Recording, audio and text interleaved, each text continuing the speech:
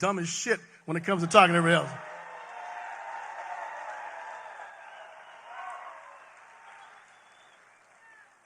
We have strong leadership in the Republican Party. Inside the Nevada Republican Party, we've always had it. We've had our executive staff has been females. If you look at the legislature, our legislators is led by Republican women. We don't fear that. We're strong men that back strong women. If you look at the people that are backing, the men that are backing Kamala Harris, they're beta males. People that back Donald J. Trump, the men that back our women, we're alpha males.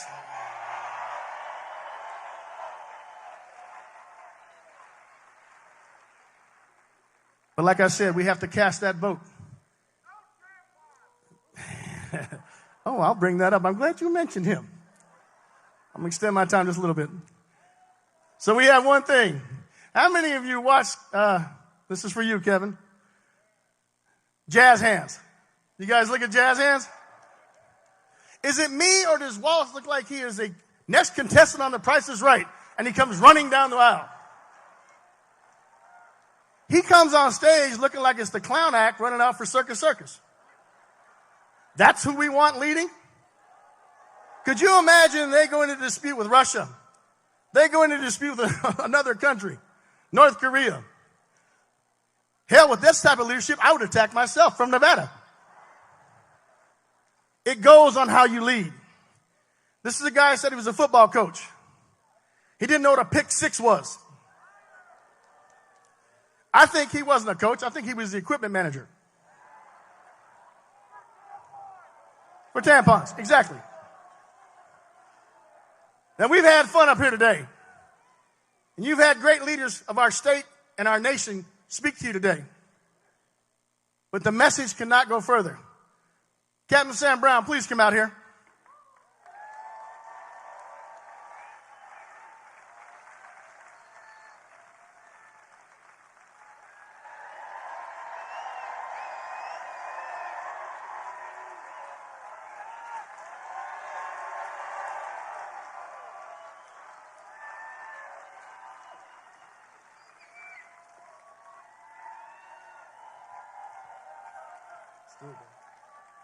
I've been on the campaign trail with this man. I can tell you his leadership has been fantastic. We've knocked doors. We've been to barbecues, rodeos. We've been up and down this state. And the most important message he shows, he is for the working men and women. He is for the working class that has the opportunity. He will lead this state into another dimension where we have all of the stuff that works for us working men and women. We don't have that now. We have words, no actions.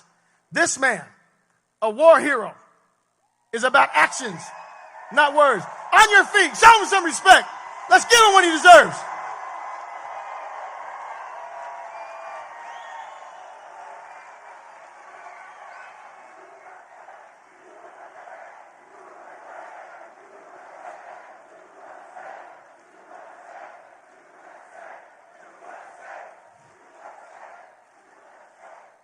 You have to get out and vote. Stand shoulder to shoulder with everybody that was up on this stage. Stand shoulder to shoulder and put this man in office. And I guarantee Donald J. Trump and this man in Senate will never see, ever, Nevada on its knees. We will make sure that we rule this state. We rule this nation, and we're the leaders. We're not the caboose. Give him a round of applause. Sam, say something else, man.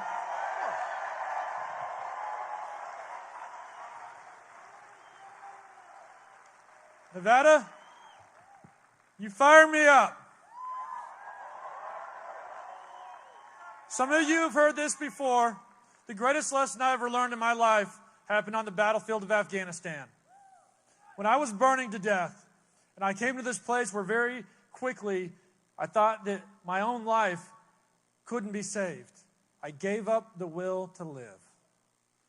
But it was the words of one of my soldiers that pulled me back in. You guys know what it is. I've got you. Nevada, I've got you. Let's do this. Thunderstruck! Thunderstruck! Yeah, thunderstruck! Ooh, thunderstruck!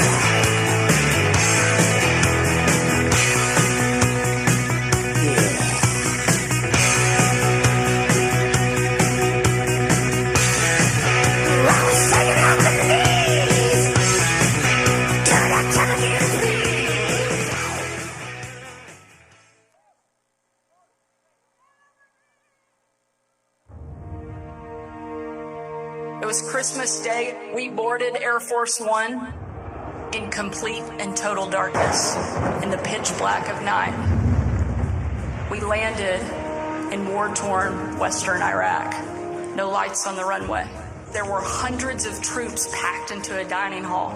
They had absolutely no idea that the president and first lady were about to walk into that room. And when they did, it was a sight and a sound and a scene that I hope I never forget. That room absolutely erupted. That was the kind of patriotism President Trump brought back to our country. One of the young soldiers yelled from the back of the room, "Mr. President, I re-enlisted in the military because of you." And without missing a beat, the president said, "And son, I am here because of you." I'm Donald J. Trump, and I approve this message.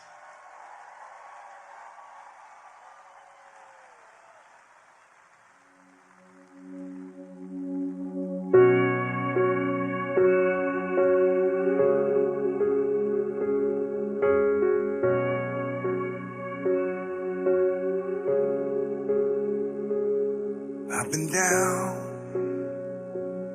counted out,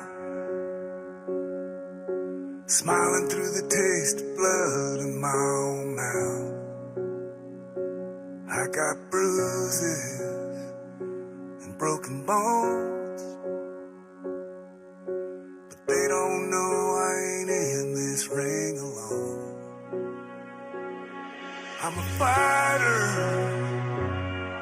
No one can say that I'm a running hider. I was born to be a do-or-dyer, a make-it-righter. Don't throw that towel just yet. Don't cash in that last bet, 'cause I hit harder when I'm tired. I'm a fighter. I get back up, that's what I do. I didn't soldier on this far just to lose. So take your shot, is that all you got? I'm a fighter. No one can say that I'm a running hider. I was born to be a do-or-dyer, a make-it-righter. Don't throw that towel just yet. Don't cash in that last bet, 'cause I hit harder when I'm tired. Yeah, I'm a fighter. Oh, no one can keep me down. They didn't know, but they know now.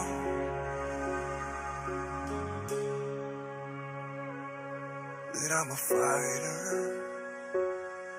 No one can say that I'm a running hider. Don't cash in that last bet. Don't throw that towel just yet. I'm a fighter.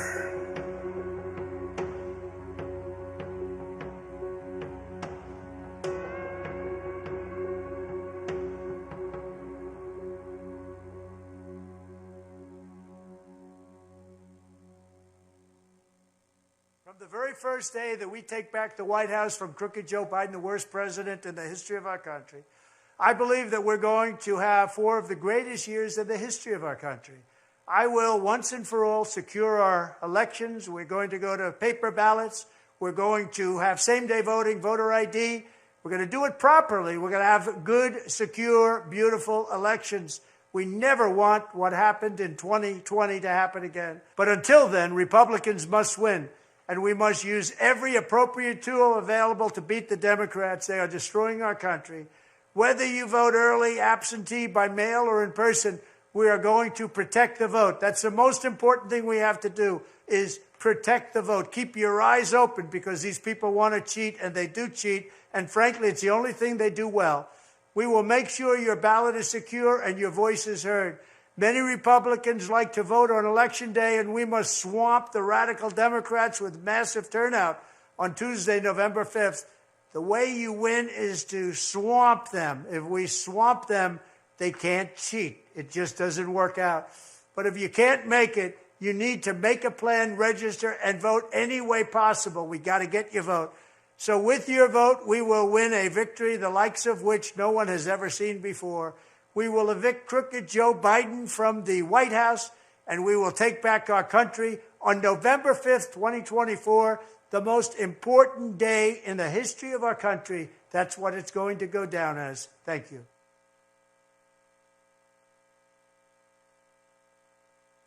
Ooh, baby, do you know what that's worth? Ooh, heaven is a place on earth. They say in heaven, love comes first. We'll make heaven our place on earth. Ooh, heaven is a place on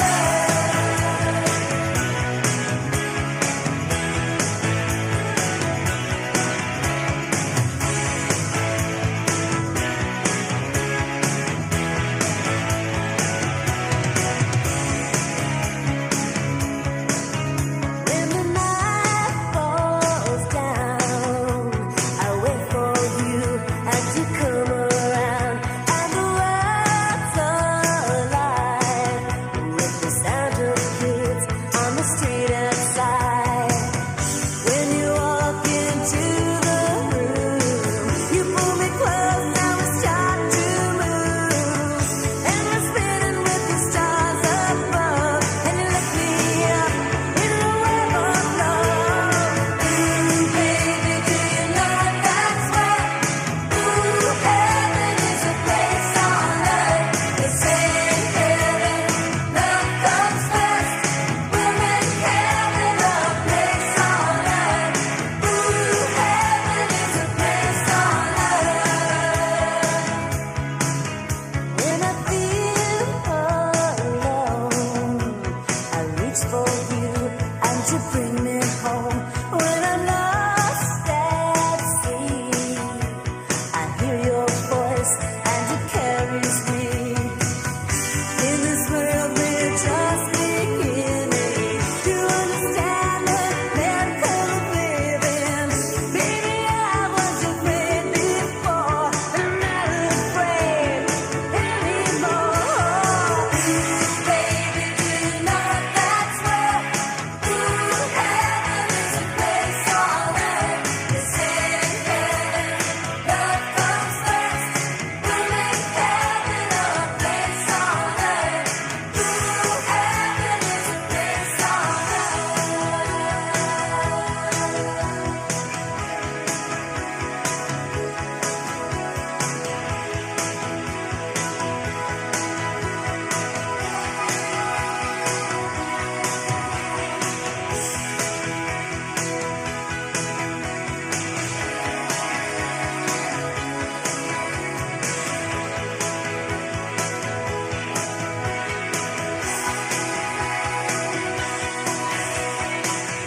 In this world we're just beginning to understand the miracle of living.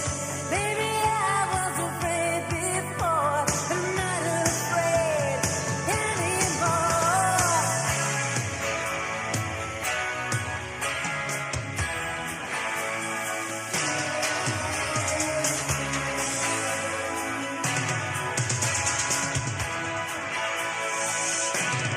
Ooh, baby, do you know what that's worth?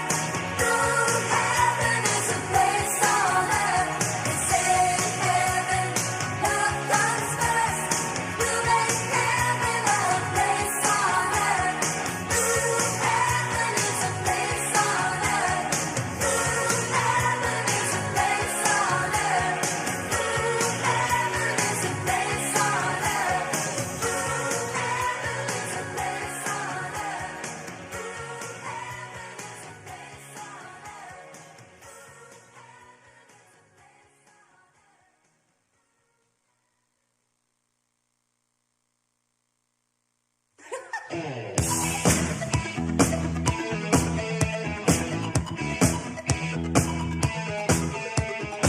Dark in the city, night is a wire.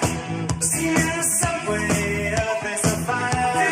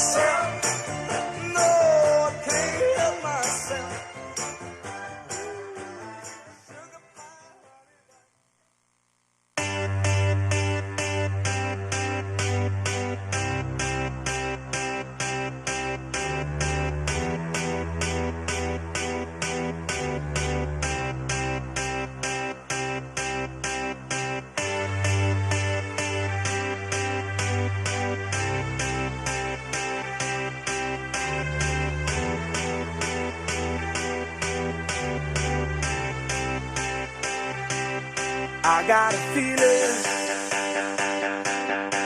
that tonight's gonna be a good night. That tonight's gonna be a good night. That tonight's gonna be a good, good night. A feeling that tonight's gonna be a good night. That tonight's gonna be a good night. That tonight's gonna be a good, good night. A feeling that tonight's gonna be a good night. That tonight's gonna be a good night. That tonight's gonna be a good, good night. A feeling that tonight's gonna be a good night. That tonight's gonna be a good night. That tonight's gonna be a good, good night. Tonight's the night. Let's live it up. I got my money. Let's spin it up. Go out and smash it. Like, oh my God. Jump out that sofa.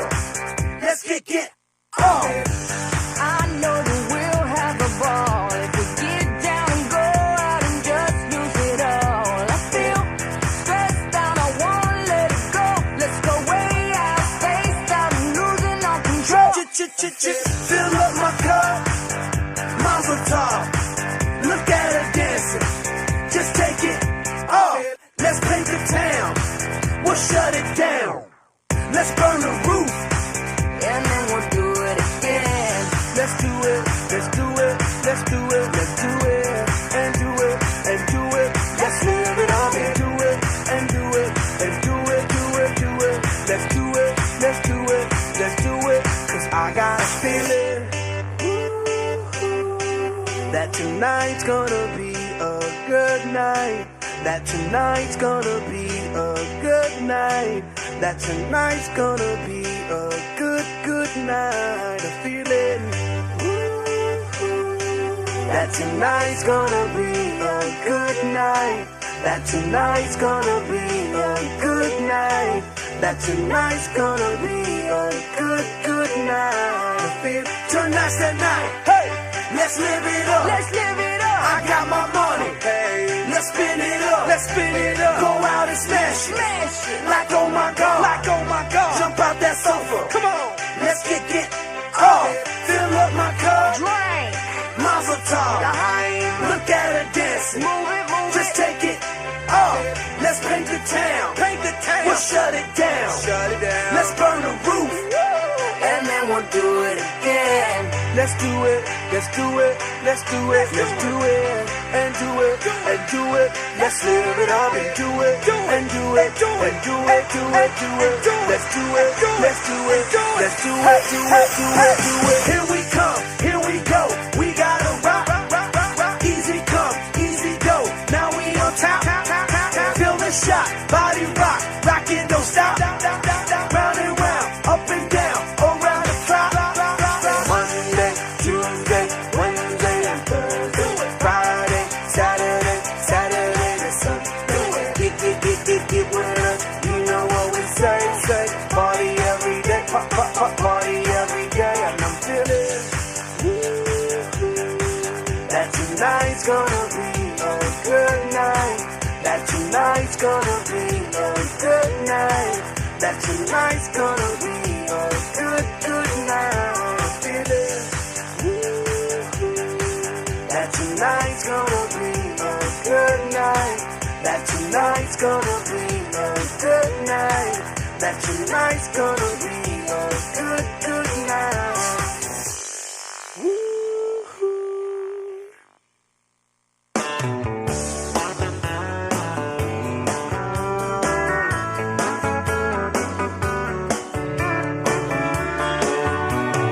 Sun is hot and that old clock is moving slow, and so am I.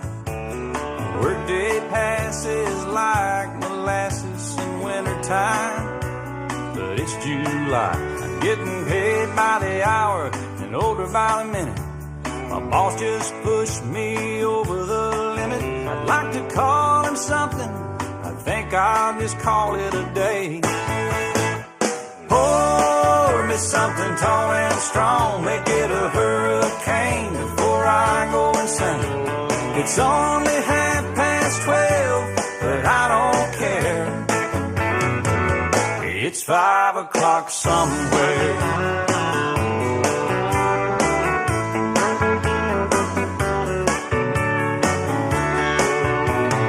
This lunch break is gonna take all afternoon and half the night. Tomorrow morning I know there'll be hell to pay. Hey, but that's alright. I ain't had a day off now in over a year. My Jamaican vacation's gonna start right here. If the phone's for me, you can tell them I just sailed away.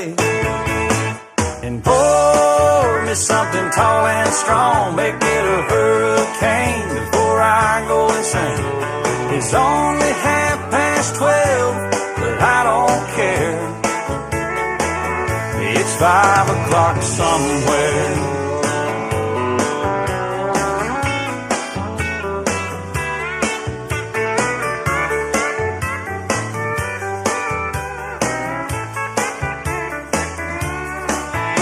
I could pay off my tab, pour myself in a cab, and be back to work before 2.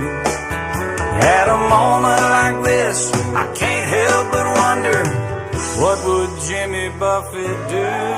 Funny you should ask, Alan. I'd say, pour me something tall and strong, make it a hurricane before I go insane. It's only 12:30, but I don't care. Pour me something tall and strong, make it a hurricane before I go insane. It's only 12:30, but I don't care. He don't care. I don't care. It's 5 o'clock somewhere. What time zone am I on? What country am I in? It doesn't matter. It's 5 o'clock somewhere. It's always on 5 in Margaritaville, come to think of it. I heard that. You've been there, haven't you? Yes, sir. I've seen your boat there. I've been to Margaritaville a few times. All right, well, that's good. Stumbled my way back. Okay, well, we just want to make sure you can keep it between the navigational beacons. Between the buoys, I got it. All right, well, it's 5 o'clock. Let's go somewhere. I'm ready. Crank it up. Let's get out of here. I'm gone.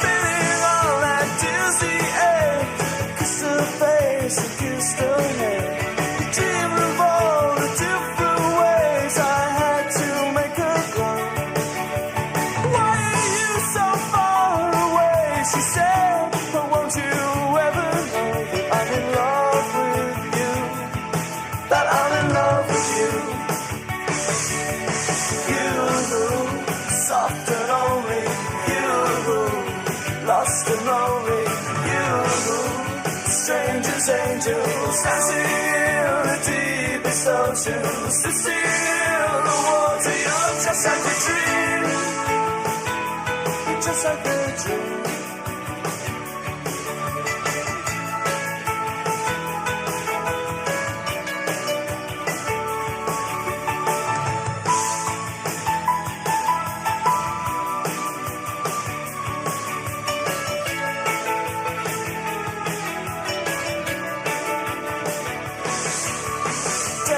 Lift me into shape. I must have been asleep for days. Moving lips to breathe her name. I opened up my eyes and found myself alone, alone, alone above the raging sea. The story only girl I loved drowned her deep inside of me. You knew, soft and lonely. Lost and lonely, you, just like heaven.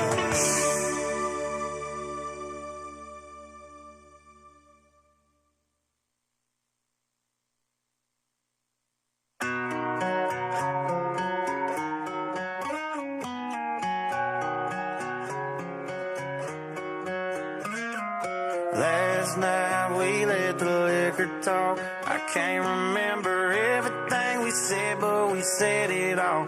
You told me that you wish I was somebody you never met. But baby, baby, something's telling me this ain't over yet. No way it was our last night. I kissed your lips, make you grip the sheets with your fingertips. Last bottle of Jack, we split a fifth. Just talking about life, going sip for sip. Yeah, you know you love to fight, and I say shit I don't mean, but I'm still gonna wake up wanting you and me. I know that last night we let the liquor talk. I can't remember everything we said, but we said it all. You told me that you wish I was somebody you never met. But baby, baby, something's telling me this ain't over yet. No way it was our last night. No way it was our last night. No way it was the last night that we break up. I see your taillights in the dust. You call your mama, I call your bluff. In the middle of the night, pull her right back up. Yeah, my friends say let her go. Your friends say what the hell, I wouldn't trade your kind of love for nothing else. Oh baby, last night we let the liquor talk. I can't remember everything we said, but we said it all. You told me that you wish I was somebody you never met. But baby, baby, something's telling me this ain't over yet. No way it was our last night. We said we'd had enough. I can't remember everything we said, but we said too much. I know you packed your shit and slammed the door right before you left. But baby, baby, something's telling me this ain't over yet. No way it was our last night. No way it was our last night. I know you said this time you really weren't coming back again. But baby, baby, something's telling me this ain't over yet. No way it was our last night. No way it was our last night.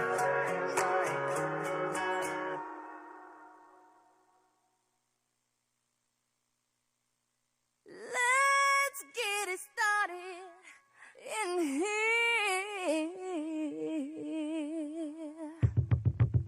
And the bass keeps running, running, and running, running, and running, running, and running, running, and running, running, and running, running, and running, running, and running, running, and. In this context, there's no disrespect, so when I bust my rhyme, you break your necks. We got 5 minutes for us to disconnect from all intellect and let the rhythm affect. To lose our inhibition, follow your intuition, free your inner soul and break away from tradition. Cause when we be out, girl, it's fully weed out. You wouldn't believe how we wow shit out. We burn it till it's burned out, turn it till it's turned out. Act up from Northwest East Side. Everybody, everybody, let's get into it. Get stoked, get it started, get it started, get it started. Let's get it started. Let's get it started in here. Let's get it started. Let's get it started in here.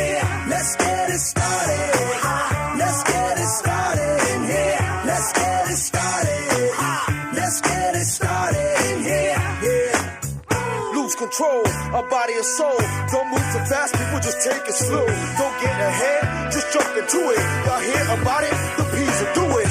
Get started, get stupid. Don't worry about it, people will walk you through it step by step like an infant new kid. Inch by inch with a new solution. Transmit hits with no delusion. The feeling's irresistible and that's how we move it. Yo, everybody, let's get into it. Get stupid, get started, get it started, get it started. Let's get it started. Let's get it started in here. Let's get it started. Let's get it started in here. Let's get it started. Let's get it started in here. Let's get it started. Let's get it started in here. Yeah. Running and running. Come on, y'all. Let's get it. Let's get it. And while I get it. Let's get it. And while I get it.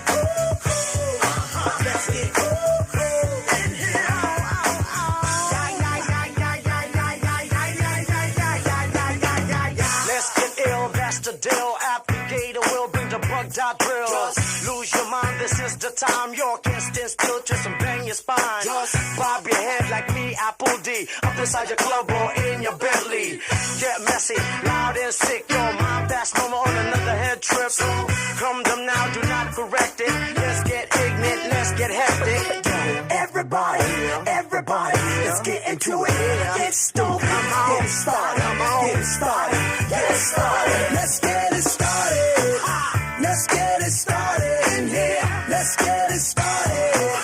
Let's get it started in here. Let's get it started. Let's get it started in here. Let's get it started.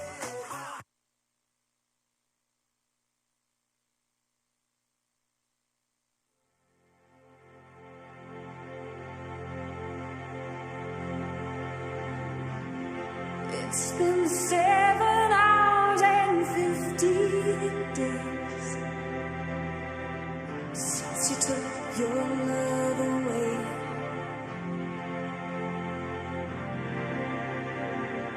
I go out every night and sleep all day since you took your love away.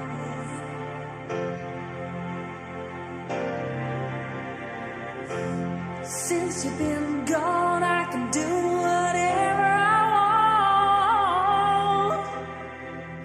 I can see whomever I choose.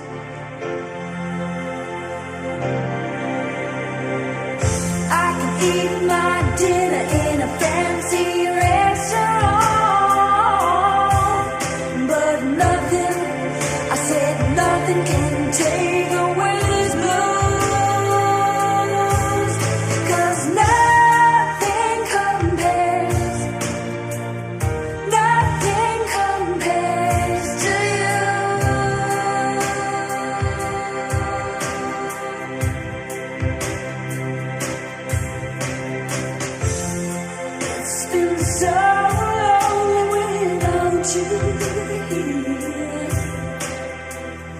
Like a bird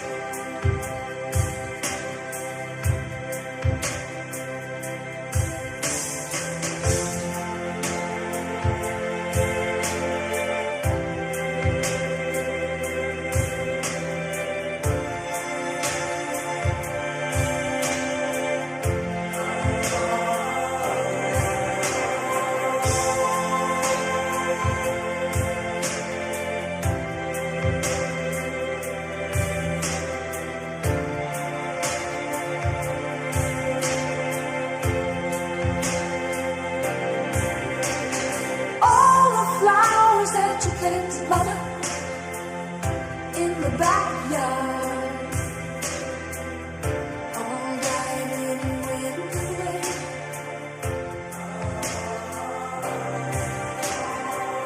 I know that living with your baby was sometimes hard, but I'm willing to give it another try. Nothing compares to you. Nothing compares to you.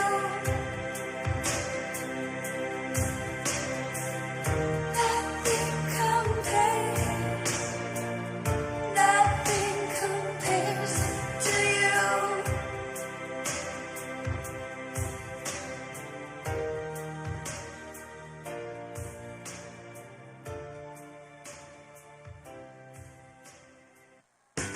You shake my nerves and you rattle my brain. Too much love drives a man insane. You broke my will, but what a thrill.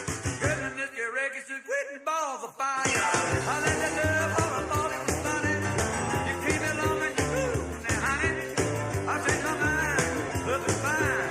Goodness gracious, quitting balls of fire. You kiss me, baby. It feels good. Hold me, baby. Girl, just let me love you like a lover should. You're fine, so kind. I'm gonna tell this world that you're mine. I took my nails and I put on my thumb. I'm real nervous, but it sure is fun.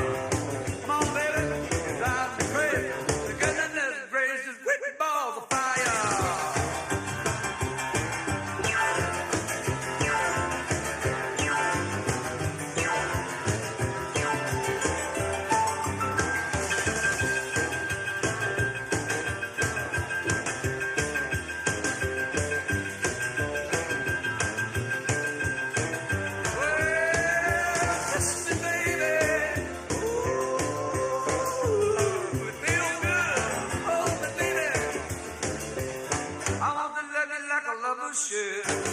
You're fine, so kind. I got to tell this world that you're mine. I treat my nails and I flip on the farm. I'm real nervous because the show is fun. Come on, baby, drive me crazy. Goodness gracious, quick balls of fire.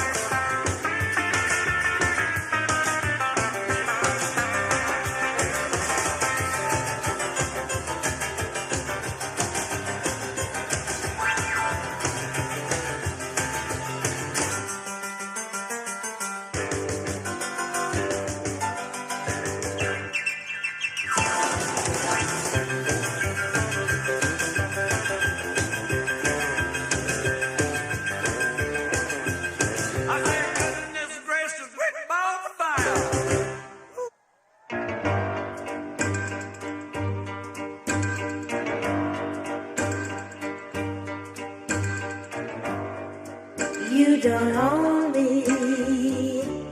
I'm not just one of your many toys.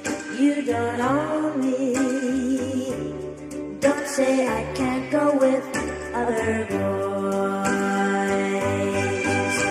And don't tell me what to do. Don't tell me what to say. And please, when I go out with you, don't put me on display. 'Cause you don't own me. Don't try to change me in any way. You don't own me. Don't tie me down, 'cause I'd never stay. I don't tell you what to say. I don't tell you what to do. So just let me be myself. That's all I ask of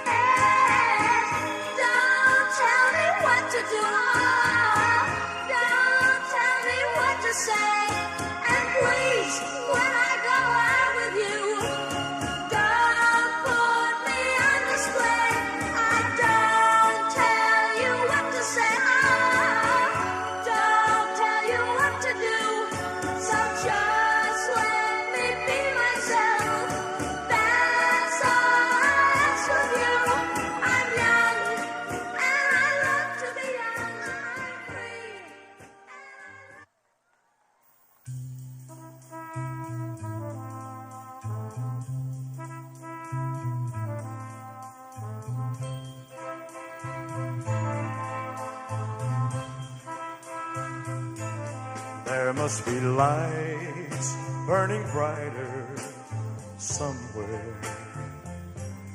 Got to be birds flying higher in a sky more blue. If I can dream of a better land where all my brothers walk hand in hand, tell me why, oh why, oh why can't my dream come true? Oh why? There must be peace and understanding sometime. Strong wind of promise that will blow away all the doubt and fear. If I can dream of a warmer sun where hope keeps shining, oh everyone, tell me why, oh why, oh why won't that sun appear?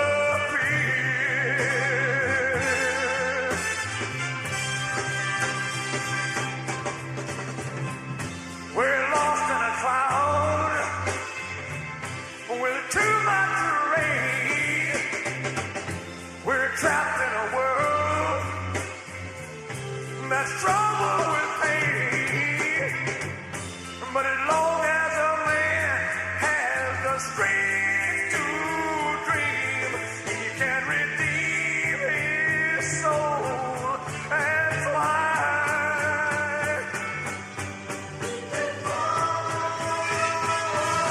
Deep in my heart, there's a trembling question.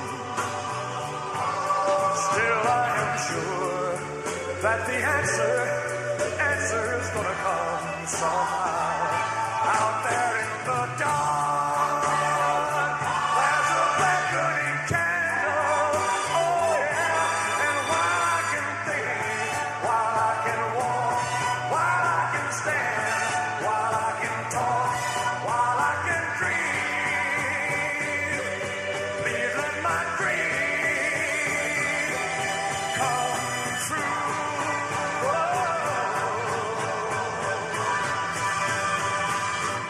Right now, oh, let it come true right now.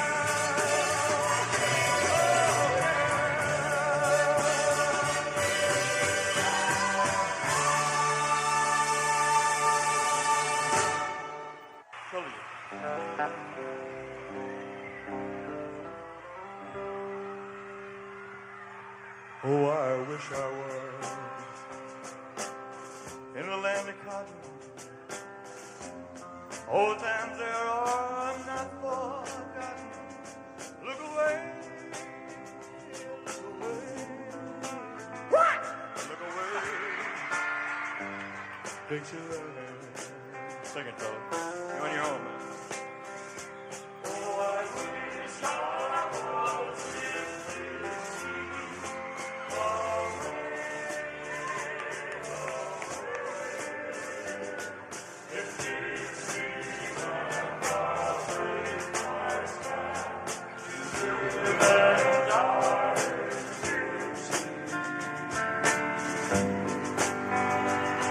for Dixieland, where I was born.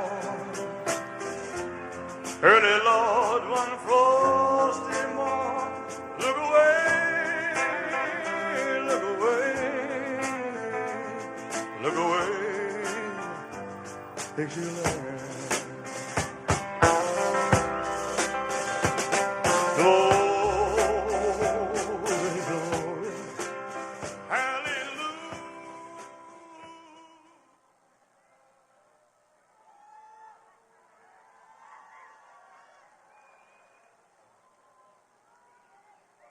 Ladies and gentlemen, please welcome to the stage United States Senator Mark Wayne Mullen.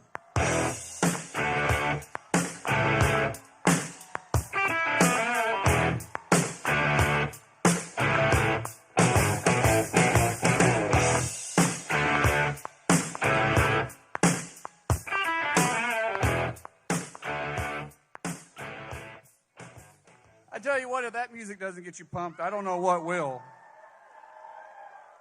When I used to fight, I used to spar to that song all the time, and I got punched in the face a lot, and I still like it. Hey, guys, just first of all, thank you for being here. Can I say thank you to all of our veterans? Can all of our veterans raise their hand for me? All of our veterans and our men and women that are still serving, guys, I just want to say thank you, because if you didn't do your job and do it well, we wouldn't be here today. So thank you so much for all you did for our country and continue to do for our country, right? Now listen, why are we here? We're here because you and I and everybody else, we're fed up with the way the country's being handled right now, right? The Harris-Biden administration has failed America. And we need a fighter. Yeah, I agree, boo. We need a fighter. And I think you guys know who I'm talking about when we need a fighter. We need somebody that's willing to take on the bureaucrats in Washington, D.C. We need a guy that's willing to stand up and fight for us. And I think we know who that guy is, right? President Trump is our fighter, and he's somebody that can win the fight. We need a winner. We can't lose. We're not in this to lose, because you and I and our kids and our grandkids are all depending on someone that's going to be strong, that can stand up underneath the pressure. And my Lord, we can tell that that guy is able to stand up underneath the pressure, right? Now, as only one, I'm one of one, a Native American in the Senate. I'm actually Cherokee, unlike Elizabeth Warren, who tries to claim to be something. And being Cherokee, my family knows a little bit about a heavy hand of a government and what they can do when they get too much power behind them. We need somebody that's going to go up there and fight, someone that's going to push back, someone that's going to fight for you and I and all the tribal nations around the country, someone that's going to say, no, we understand what self-determination and sovereignty means.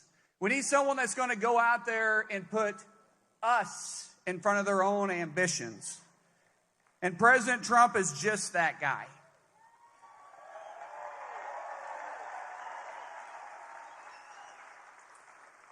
Now, as I mentioned before, I know a little bit about fighting, and I know a guy and a fighter when I see one. And our fighter, the guy who's fighting for our country, the people's fighter, the one that's on the mat every single day fighting for us, one that can bring down inflation, the one that can get our country back on track, the one that can bring down inflation, the one that can make us energy independent again, the guy who can actually secure our borders. The fighter I'm talking about is the man that showed true leadership and courage during an assassination attempt. The man that stood up and raised his fists in the air and said to all Americans, fight, fight, fight. That's my fighter. That's the guy that I want. And so, my friend, my president, and soon to be the 47th president of the United States, President Donald J. Trump,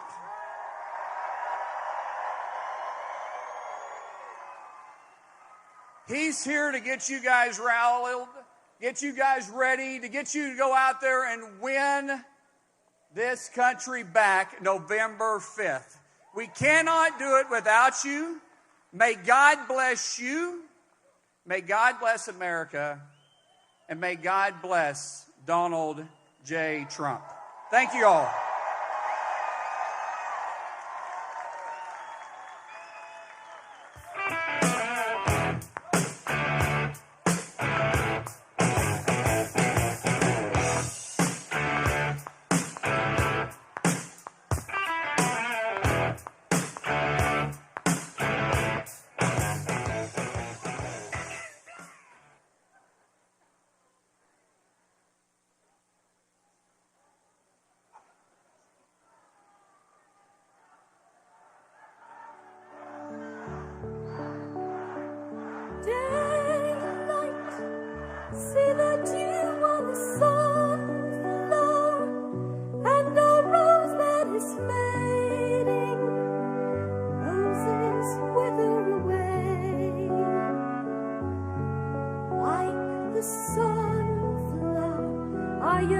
turn my face to the dawn.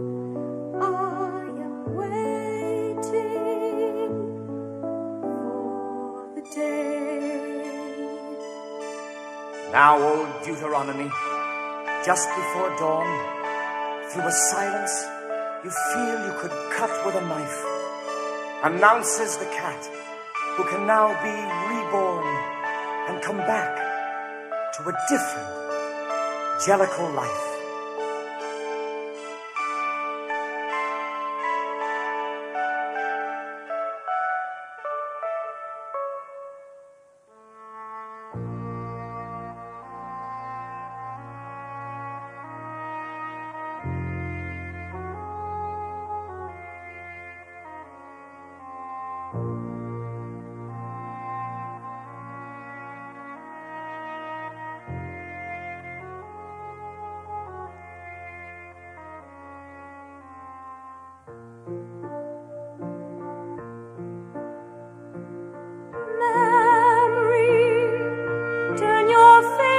To the moonlight, let your memory lead you.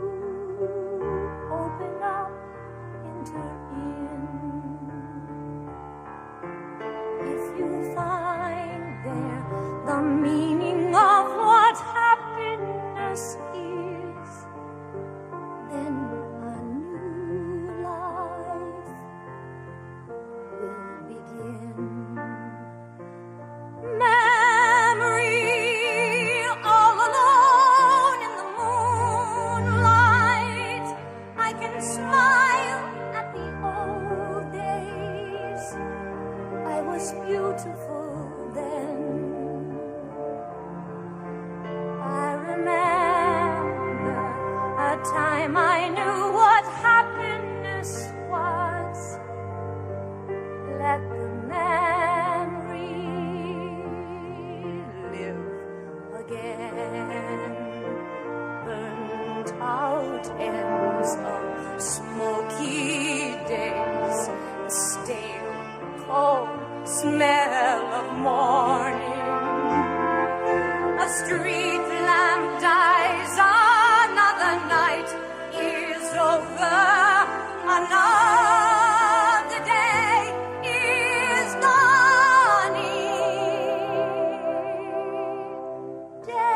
Daylight, I must wait for the sunrise. I must think of a new life, and I mustn't give in.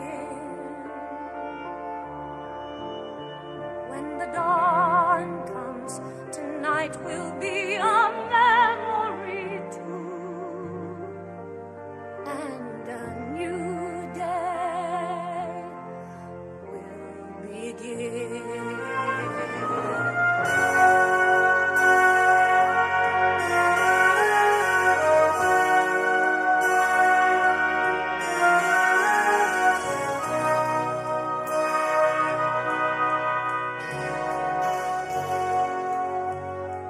Sunlight through the trees in summer, endless masquerading, like a flower as the dawn is breaking.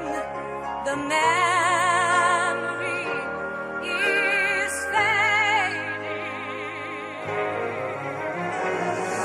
Touch me, it's so easy to leave me all alone with the memory of my days in the sun. If you touch me,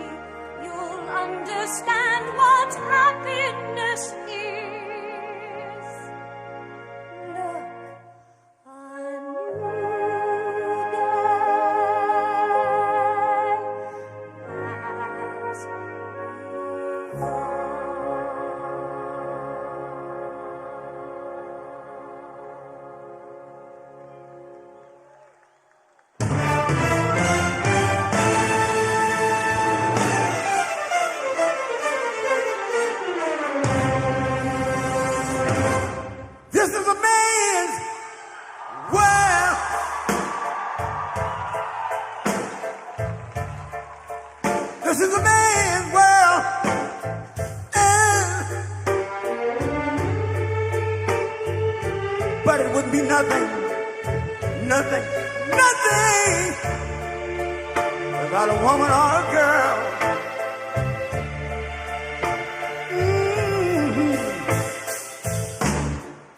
You see, man made the car. It takes us over the road. Man made the train. Carry the heavy load. Man made the lights to take us out of the dark. And man made the boat of the water. Like my Bible said, Noah made the ark. This is a man's world. Ow! But it wouldn't be nothing. About a woman or a girl.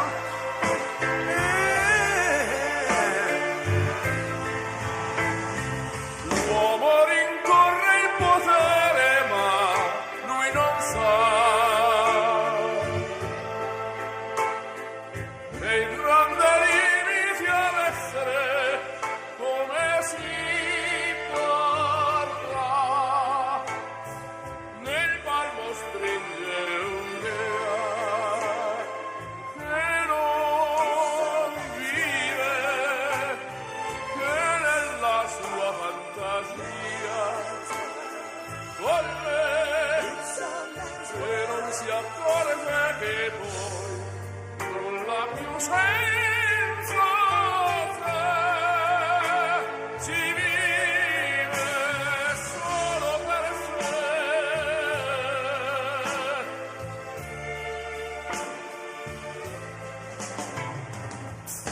Man thinks about a little bit of baby girls and a baby boy. Man make them happy because man make them toys. But after man make everything he can. Man make lira, pesos, dollars, rubles, and buy from every good woman and every man. Ow! This is a man's world. But it would be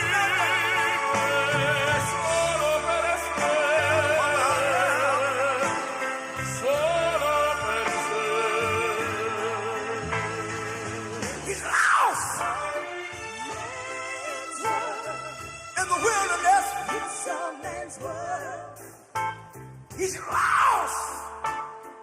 E non si accorge che poi non l'ha più senso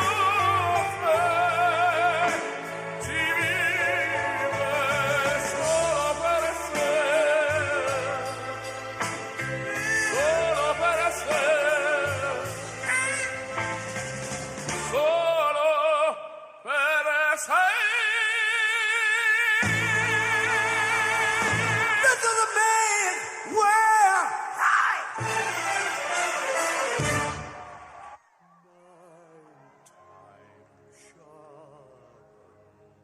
Heightens each sensation. Darkness stirs and wakes imagination. Silently the senses abandon their defenses.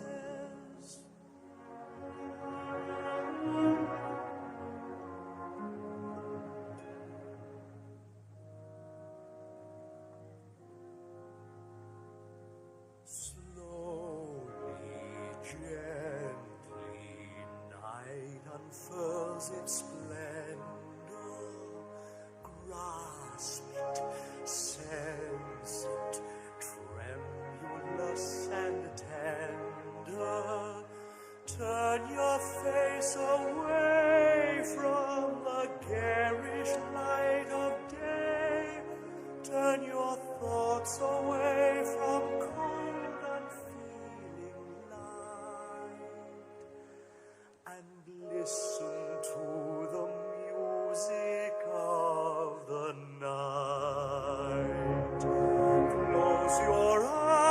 eyes and surrender to your darkest dreams. Purge your thoughts of the life in you before. Close your eyes, let your spirit start to soar.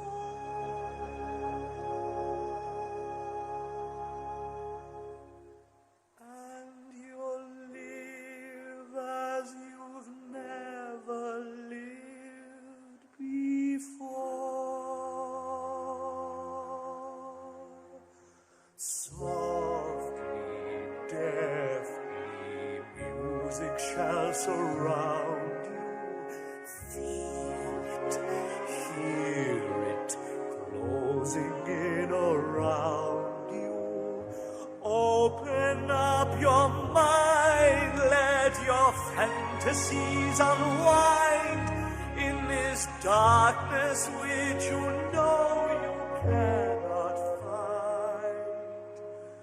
The darkness of the music of the night. Let your mind start a journey through a strange new world. Leave all thoughts of the world you knew before.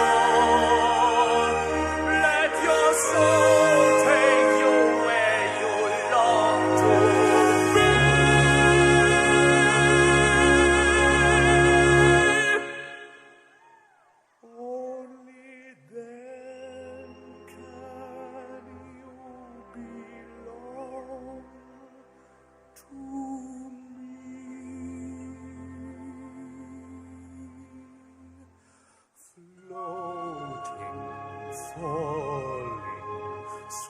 Intoxication,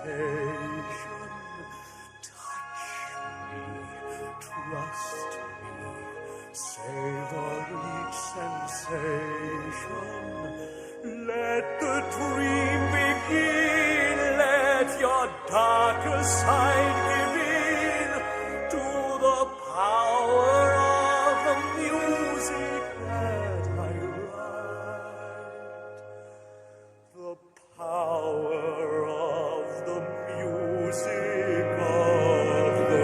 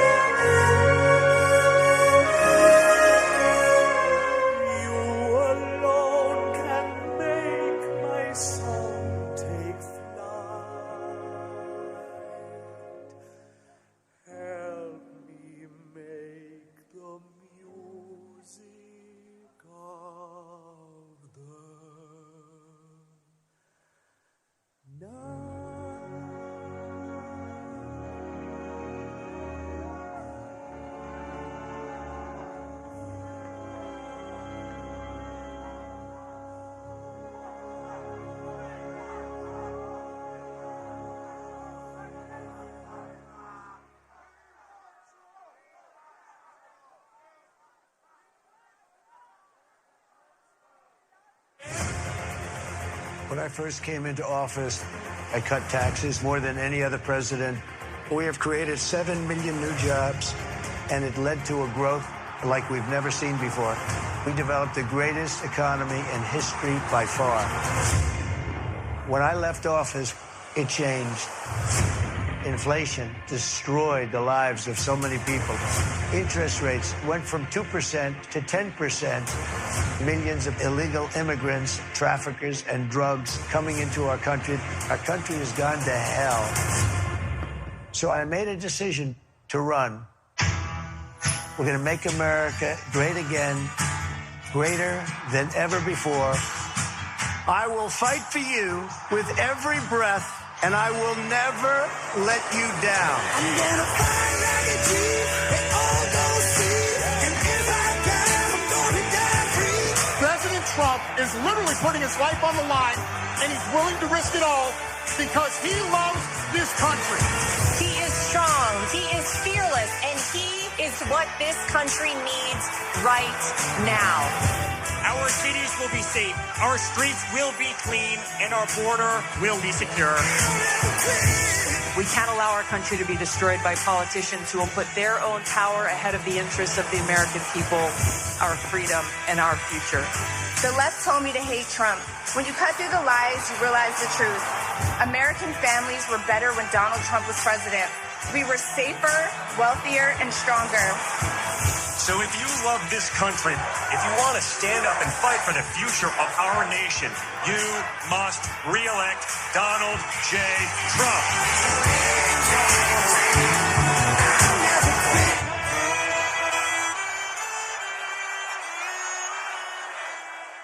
Ladies and gentlemen, please welcome the next president of the United States, President Donald J.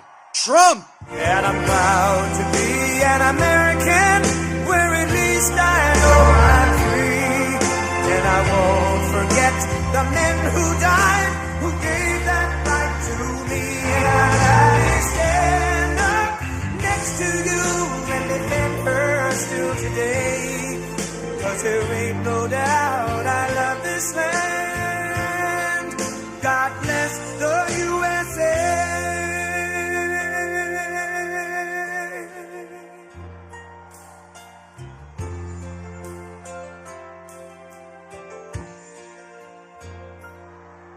From the lakes of Minnesota to the hills of Tennessee, across the plains of Texas, from sea to shining sea, from Detroit down to Houston and New York to LA, where there's pride in every American heart, and it's time we stand and say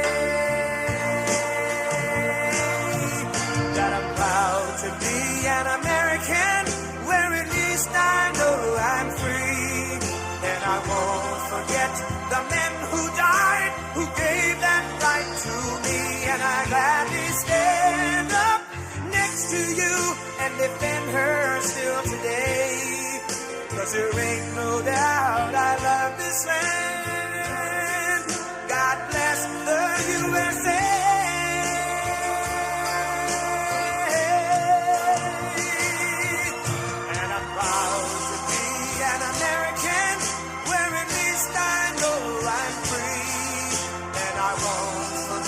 The men who died, who gave that right to me, and I gladly stand up next to you and defend her still today. 'Cause there ain't no doubt I love this land. God bless the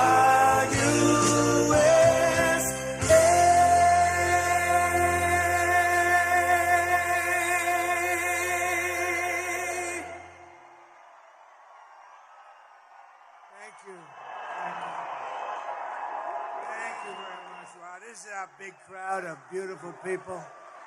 Thank you very much. Thank you.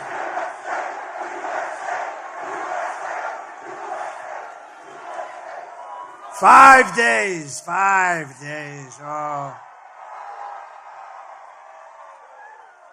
We're all working hard. We got to win. We can't let that alternative win. That would be a disaster for our country. So I want to just say a very big hello, Nevada. We're doing great in Nevada. And I'm thrilled to be back in this beautiful state with thousands of proud, hard-working American patriots, and you are that. You are that. But I'd like to begin by asking a very simple question, very easy one. Are you better off now than you were 4 years ago? I've come today with a message of hope for all Americans. With your vote in this election, I will end inflation. I will stop the massive criminal, and you see it, the criminal invasion. Some horrible, deathly people. We're not going to allow it. They're destroying our country. We will stop it immediately.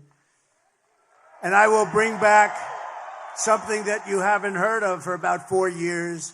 We're going to bring back the American dream, and I want to just thank you. You're going to bring it back. And that's all you really need to know. And remember, Kamala and Sleepy Joe, they broke it. I will fix it, and we'll fix it fast.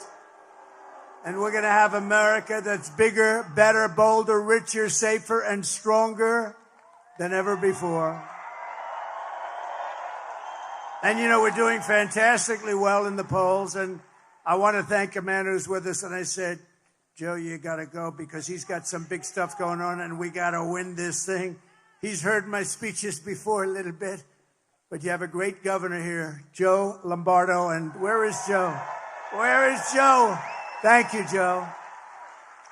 Is it okay? Can he go and do some business so that we can win and he can take care of some young people that are incredible and love him?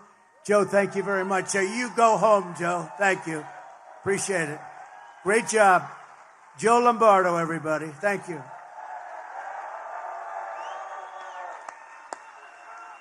He's a good man. This election is a choice between whether we'll have 4 more years of gross incompetence and failure or whether we'll begin the 4 greatest years in the history of our country. We're going to bring it back. We're going to bring it back fast. And I'm asking you to be excited about the future of our country. That's not an easy thing to do when you see these clowns, these horrible, horrible people we have, these horrible people we have running our country. I'm asking you to dream big again. Dream big again. This will be America's new golden age. That's what we're going to do. A golden age of America. Every problem facing us can be solved, but now the fate of our nation is in your hands. This is a very big state for us. This is a very big state. I love it. I'm here a lot without campaigning, but I want to tell you this is a big one, and it looks awfully good. It looks, I don't want to say, just keep voting, keep voting. You got to get out and vote. On Tuesday, you have to stand up and you have to tell Kamala that you've had enough. You can't take it anymore. She's horrible, the worst there is. There's never been anybody worse on the border. She's the worst. She is the worst vice president in the history of our country.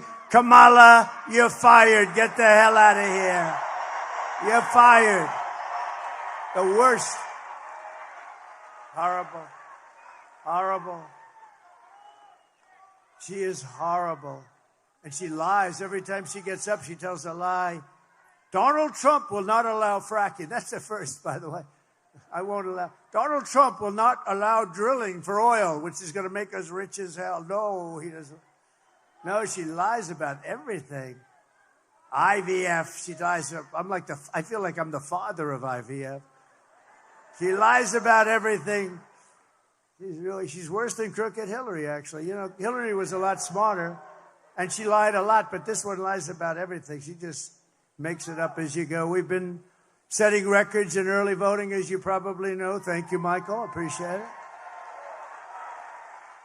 But we can't let up. In-person early voting in your state ends tomorrow. So get out and vote. But the main thing is you got to vote. You got to get that. Tuesday is a very special day. It's a big day, and we can close this thing out. We're leading for the first time, I think, ever, right? We're leading in early voting for the first time ever. That's right.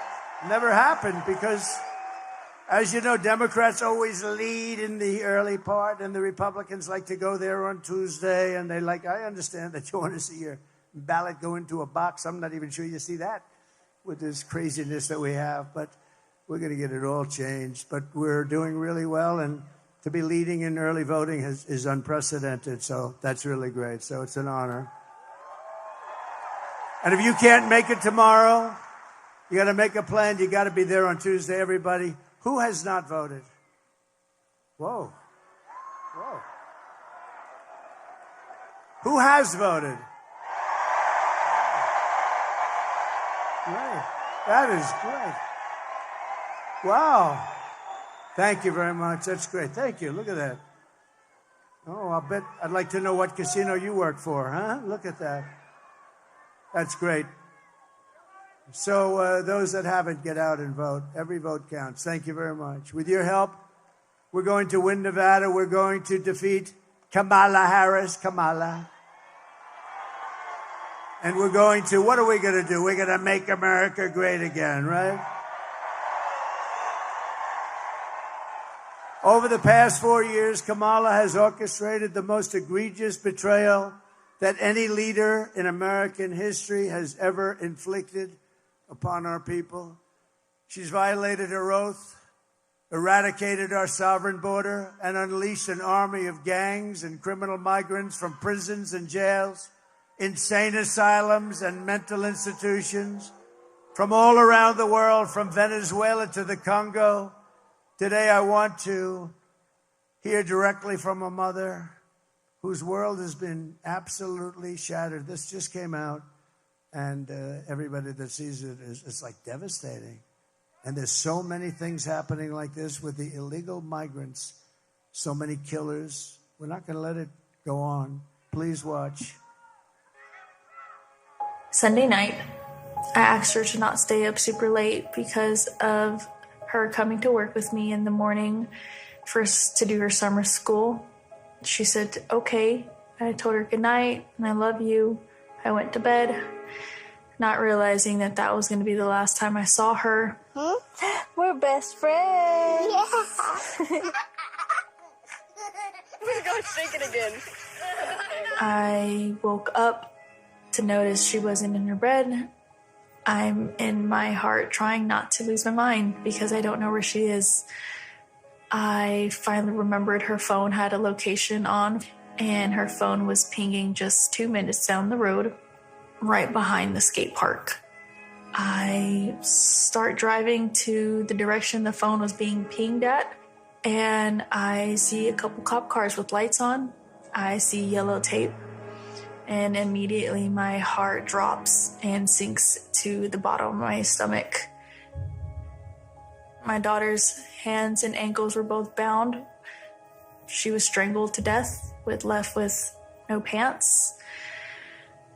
And I know in my heart, she fought incredibly hard. She was not going down without a fight.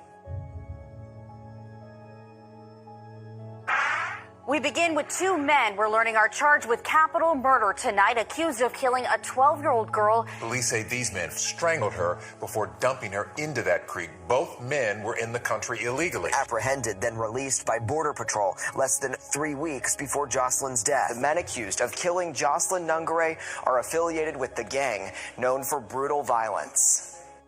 Kamala Harris was in charge of immigration and our borders. If we had better border policies and not open borders and not these catch and release policies, I truly believe this all could have been prevented. Under her being vice president of this country, my daughter's life was ripped away from her. She had her entire life ahead of her. Happy birthday, dear Jocelyn. My daughter is 6 feet in the ground based off of policies that she allowed to keep. Kamala Harris did have one job, and she not only failed, not me, she failed my daughter, she failed Jocelyn. She was only 12. President Trump reached out, gave me his sincerest condolences as not a former president, but just as a father, someone who cares. I believe Donald Trump needs to be back in office. I can at least know that my next child will be safe in this country.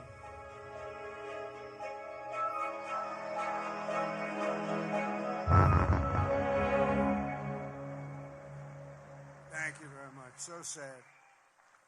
Thousands of people all over our country. This is constant. These are some really tough people, some really bad people coming in.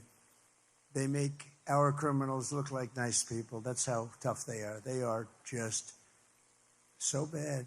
The jails are being emptied into our country. Jails from the toughest countries are being opened up and let in through her stupid open border policies. Totally unvetted.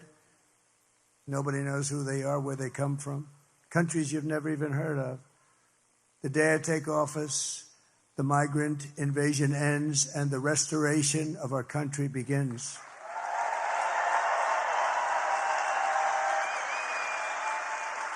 And I believe it's the biggest problem.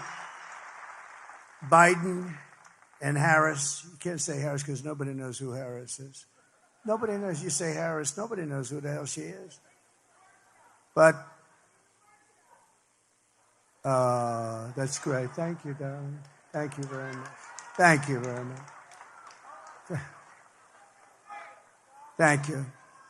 The savages charged with brutalizing and murdering Precious Jocelyn are members of the same vicious Venezuelan prison gang, Tren de Aragua. And they're taking over apartment complexes in Aurora, Colorado, where you have a governor who's petrified. He's a radical left lunatic, and he's petrified. He doesn't know what the hell to do. He's lost. I call him a lost sheep. And they're unleashing a violent killing spree all over America. The United States is now an occupied country. Can you believe I have to say that? We're an occupied country. They're coming in, and they're by the thousands, and they have equipment that's military-grade equipment. How do they get that? They have military-grade equipment, but it will soon be an occupied country no longer. November 5th, 2024 will be Liberation Day in America. Liberation Day.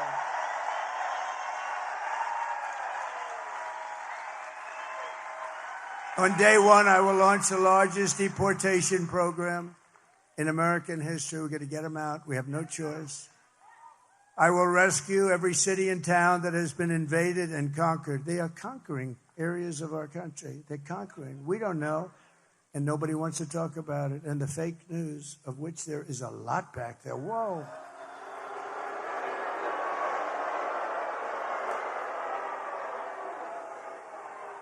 A lot. They don't want to write about it. They don't want to talk about it. They don't want to. They'll write about it after the election. They don't want to write about it now. And we'll put these vicious and bloodthirsty criminals in jail, or we'll kick them the hell out of our country. We'll want them out. Through our open border, Kamala Harris is also actively aiding and abetting the worst human traffickers, child smugglers, drug dealers, and bloodthirsty criminal networks on the planet. There's nobody worse than what she's catering to. They even have an app number where to call so they can dump off illegal migrants. They have an app. Can you believe it? They have cell phones. They have airplanes flying over the border loaded up with migrants that they're dropping all over our country. The cartel's profits have soared from relatively minor numbers to $13 billion from human trafficking alone under border czar. She doesn't want to be called border czar. She was the border czar, but you know what? She was in charge of the border. And by the way, the Border Patrol, they endorsed me very strongly.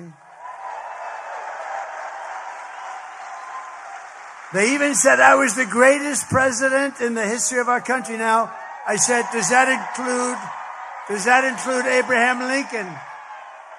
Does that include the great George Washington?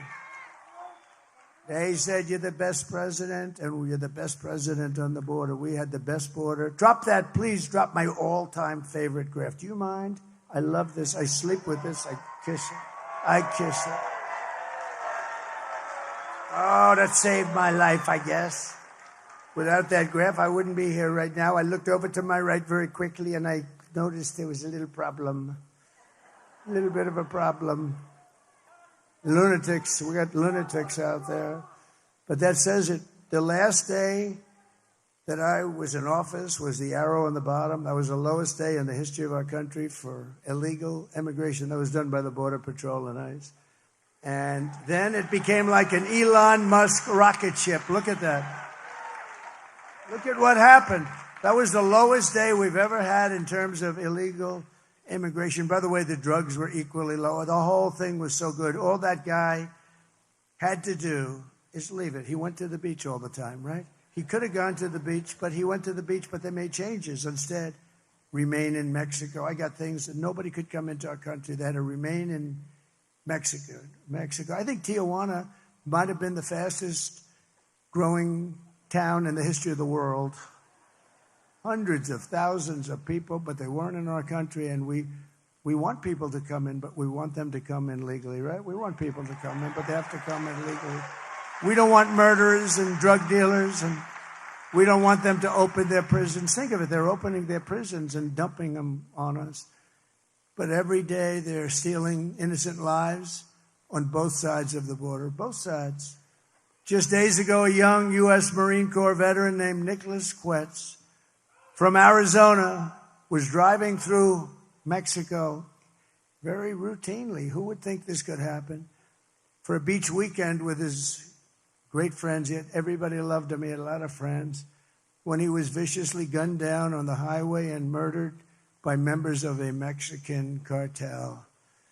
And we're joined today by Nick's wife, Carrie, his father, Douglas, his mother, Patricia, his sister, Alexis, and his brother-in-law, Phil, and they're beautiful people.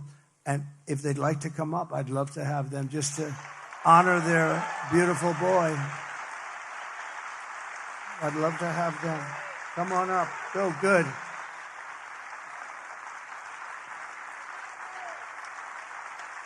That's great.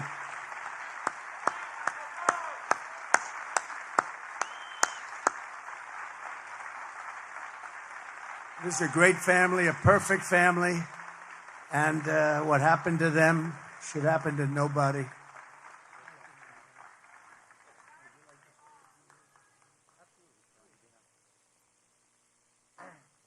Hey, so unscripted, I really wasn't planning on being here.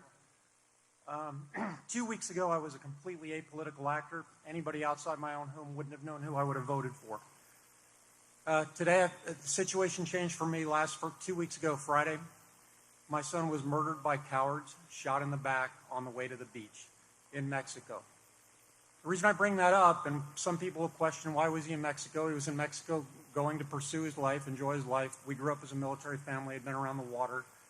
He loved it. We don't have Arizona Beach, so we call Rocky Point Arizona's beach. A lot of people go there, hundreds of thousands a year, I think, transit there. Plenty of Americans own property down there. So that happened. We got the call from the State Department, very professional. That night, no news in the United States to speak of. Sunday, still no news. Monday, still no news, other than the very most local level with no publication. Tried to get in contact with elected leaders, heard nothing. Tuesday, reached out to my local representative. He put me in contact with Senator Vance. Senator Vance coincidentally was coming to Tucson for a speech that day. I can't imagine how busy Senator Vance, President Trump are running their campaign. Senator Vance asked for 2 minutes to talk to him. And, I've met in my line of work, and I'm actually still a current federal employee. That's one of the reasons I've stayed apolitical. I'm a 20-year military retiree, so I've dedicated my entire life to this country and doing...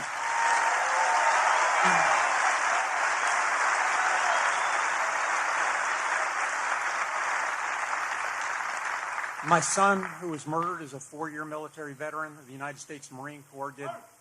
He worked on vertical assault from the Ospreys, so he'd fast rope out of helicopters.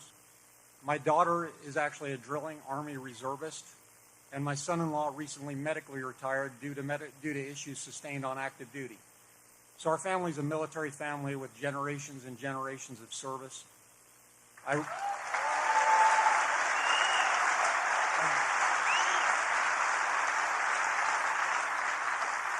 I bring these things up as an apolitical actor and somebody who struggled, the kind of Americans many are, who probably sit around their table and say, who are we going to vote for, go back and forth, decide what we think is important. And we struggle on that, and we actually pray on it. And many people ask me, how can I stand up here today 13 days after my son was killed and talk in front of groups? And it is through the grace of God, and I do believe in God and a higher being.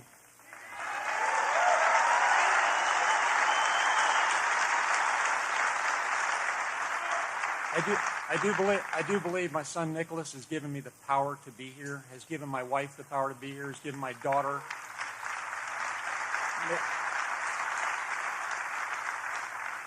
Karime, who is Nick's wife, and my son-in-law, Philip. And Philip has done such a great job, so now I have one living son, and that is Phil, because one was stolen by the cartel. So when I met with Senator Vance, and because I am apolitical and met many leaders from up to the level of National Security Council plenty of times, working different issues for this government, I asked him a question, and I said, sir, before we talk, I need to know if I'm speaking to the candidate, the senator, or the Marine. And he said, I'm JD. I need you to tell me what I can do for you, and you tell me what you can do for me. And he meant it as a way of helping him to help me. So J.D. Vance was awesome. I asked for 90 seconds. He gave me 15 minutes. At the end, the very next morning,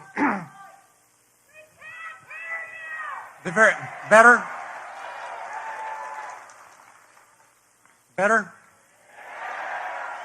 The very next morning, and after having tried to reach my elected officials for 5 days, President Trump's office called me. President Trump, in the fight of his life, offered to meet with us. President Trump gave me 15 minutes of his time to talk about what we could do. I asked him for some things, and he helped. I asked him, A, for U.S. involvement, and we know he's candidate Trump right now, and there isn't a seated president. I asked for U.S. involvement in the investigation with the Mexicans. I asked for extradition of the killers after I found out under the current U.S. code, not all can be extradited, only if they're tied to RICO activities. In this case, they probably are tied to RICO activities. They are probably coming back, but I'll defer all questions on his investigation to the FBI. And I asked for a working policy in Mexico.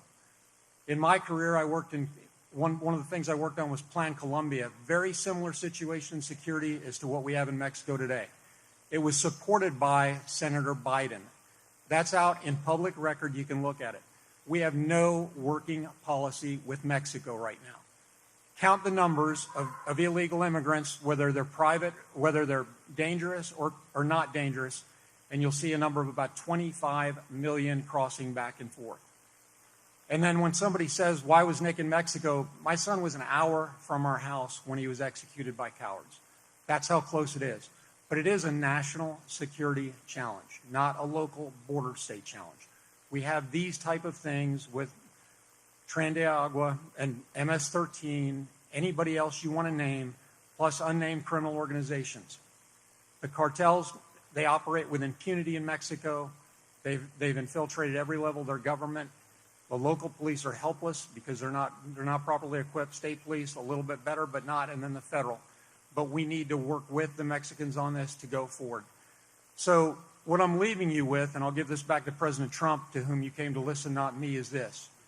For most of us in this room, and honestly, I would not have been in this room because it wouldn't have been political 2 weeks ago.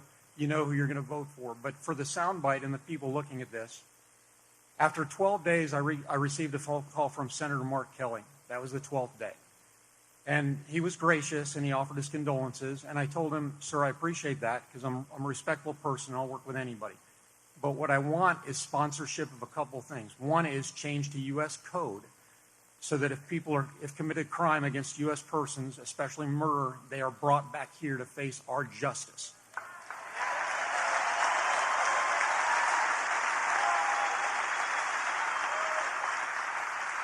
Number two is legislation that is enacted that takes us someplace closer to Plan Mexico that'll institute not only military capability but also institution building. And if we break out the numbers of what it costs, we can do that for much less than we spend on illegal immigrants. And we can make both sides of the border secure. People are coming here. Some come for economic, and we talk about that, but many of those people are actually fleeing due to the insecurity in their own country. If we can help them, we can help ourselves. Senator Kelly, and as I said, so this is bipartisan, but we need a leader who can enact it. And the leader is standing right next to me because he's promised to enact it. Bipartisan. And I will tell you, President Trump, former President Trump, however you want to name him, and I had some really good conversations. We had conversations between ourselves, two men looking at each other. The man had a tear in his eye when he saw the picture of my son, and the person that those that are on the that are not have not committed and don't know, he's a decent man. He tried to help us, and he promised to help us. He also made a promise to me that'll be between the two of us, but if he's elected, I do believe he'll keep it. Sir, I can't thank you enough. Sir, I can't thank you enough for what you've done for my family in terms of calling attention to this. It was unreported in the media. Go back and check for anybody who looks. And I will tell you, and importantly,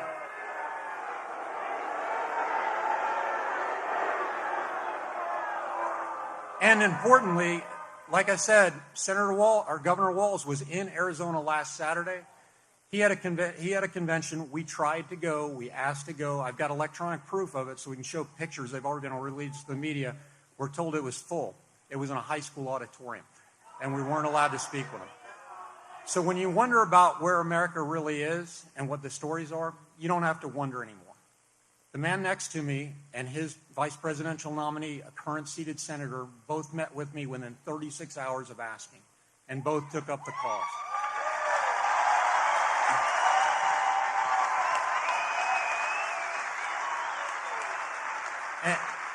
And for any troll that is out there and says your son shouldn't have been in Mexico, if it's safe for 25 million people to come here, how can it not be safe for my son to go an hour south of the border?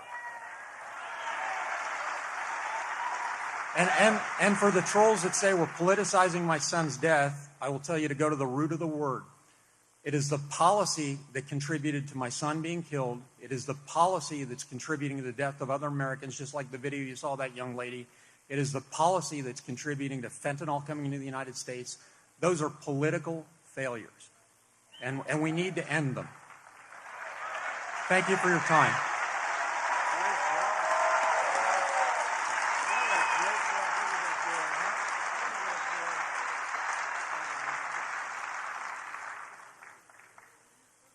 I'm asking you, help us get justice for Nicholas.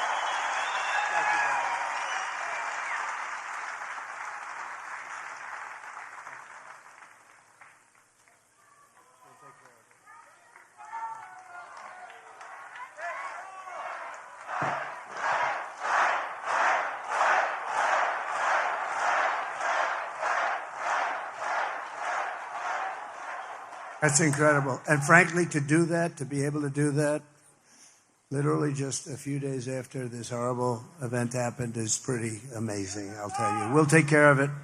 We're going to take care of it. We're going to get that guy. We're going to get him. We're going to get him. They know who he is. Can you believe it? They know who he is. Nothing's done. Mexico's going to give him to us. Mexico's going to give him to us. They have to. They have to. It's going to be real easy.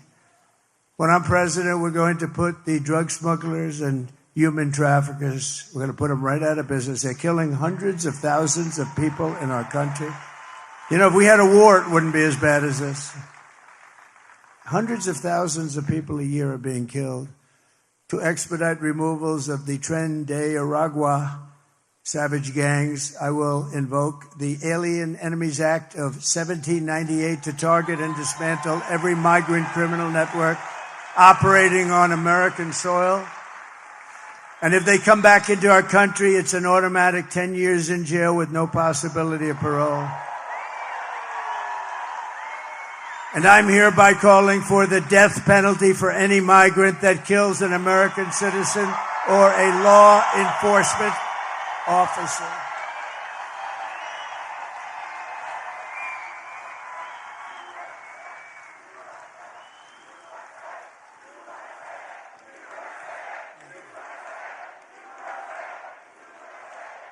And I will immediately ban all sanctuary cities in the United States of America.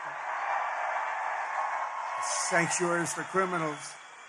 As we secure our border, we will bring back our economy, and very simply, I will make America affordable again, because it's not affordable anymore. They have destroyed it with this inflation, this horrible inflation, the worst ever in our country. Kamala Harris cast the deciding votes that launched the worst inflation of your lifetime. She cost the typical American family over $30,000 in higher prices. You look at your food bills, you look at the cost of food items. You know, more people tell me about groceries. The word grocery, I've heard it more in the last year than any other word, I think. I think I've heard it more than any other word, other than the word garbage. Garbage. How stupid is a man to say that, right? How stupid is a man to say that? But she believes it too. I'd love to hear the conversation now. Oh, boy. But now Kamala wants to raise taxes on the typical American family by an average of $5,000 a year.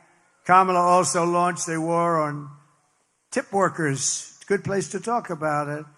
And service workers right here in Nevada, increasing the so-called tip allocation tax rate by 60%. That's why you don't hear them talking about no tax on tips. They don't talk about it because they're going just the opposite. In other words, even after Kamala wrecked your economy with inflation, she came after your tip income like a vulture would do, actually. She doesn't understand it. She doesn't know what it means. She has no sense of economics, none whatsoever. If she gets 4 more years, Kamala Harris will pick your pockets bare. We will not have a country. Everyone will flee. Our companies are going to flee. People don't realize these companies, these big, beautiful companies, they're run by international business people. They don't live here. Many of them live in Switzerland and Sweden and lots of other countries. They don't mind. They don't even think about it. They'll take these companies out of here so fast. It's a mass charge to see who can get what company, and they want to go, and they'll go. They don't care. They have no loyalty to our country. We have to keep them here by being smart, not stupid. I will massively cut taxes for workers and small businesses, and we will have no tax on tips, no tax on overtime, and no tax on Social Security benefits for our great seniors.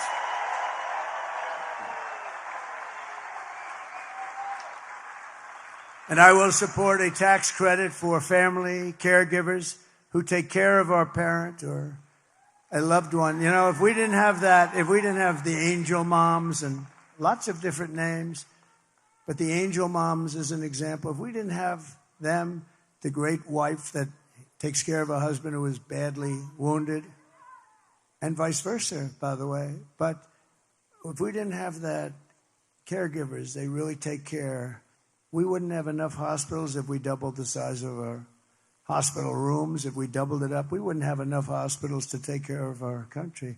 And now, of course, what's happening is you go to towns and cities all over the country, you can't have a hospital anyway because the migrants have literally taken over the beds. They've taken over the schools.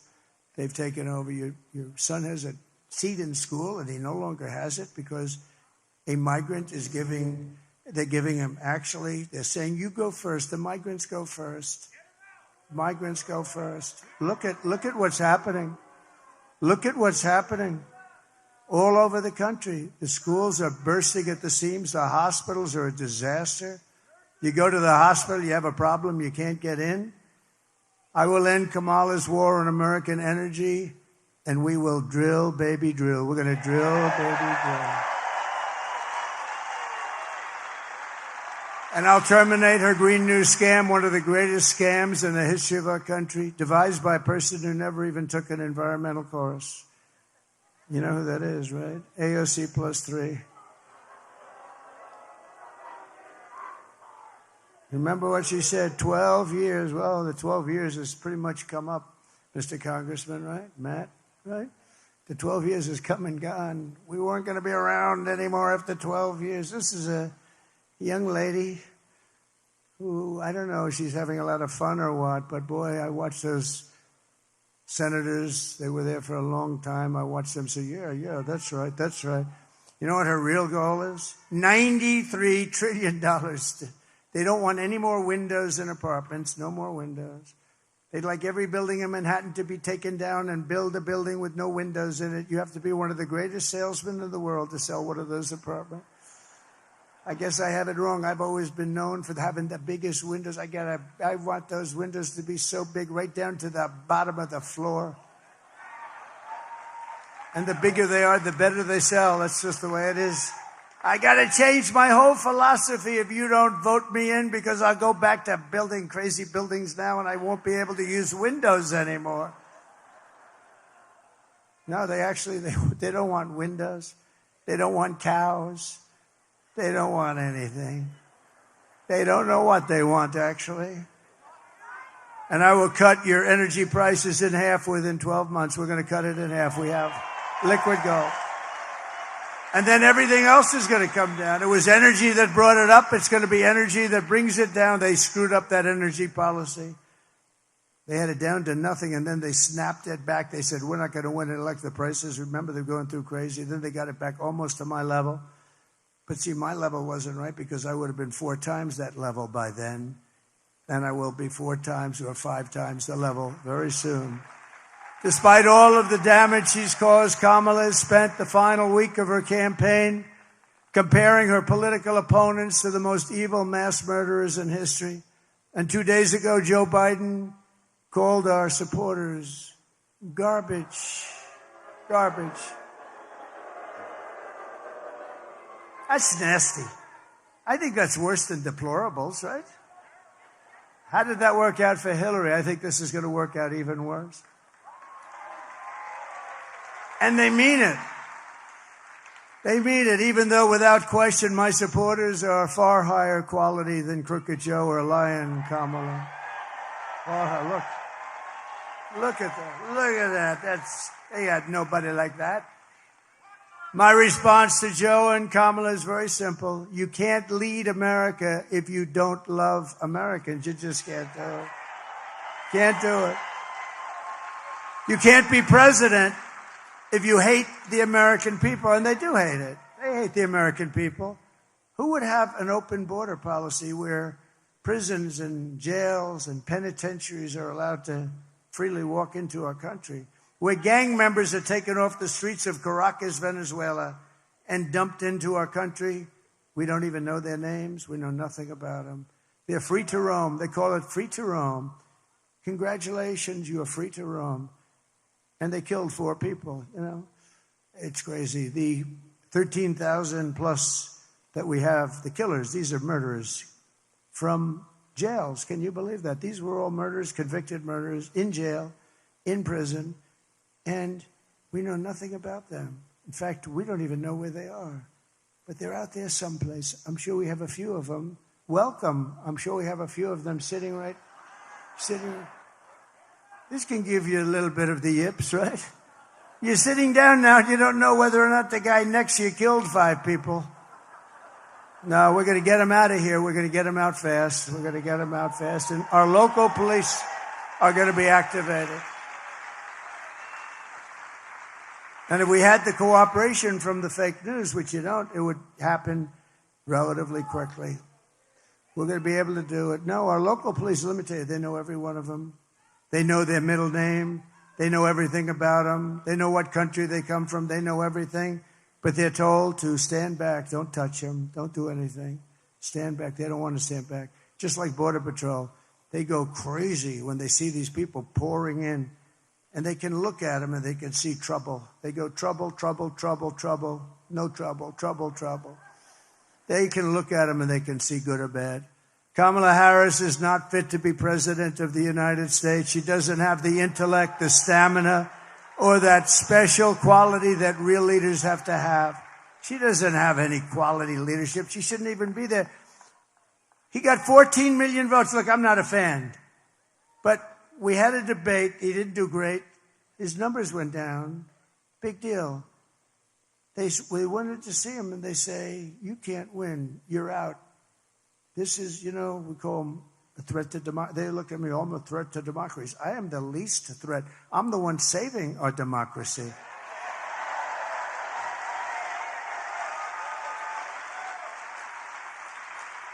Oh, crazy Nancy. She's crazy as a bedbug.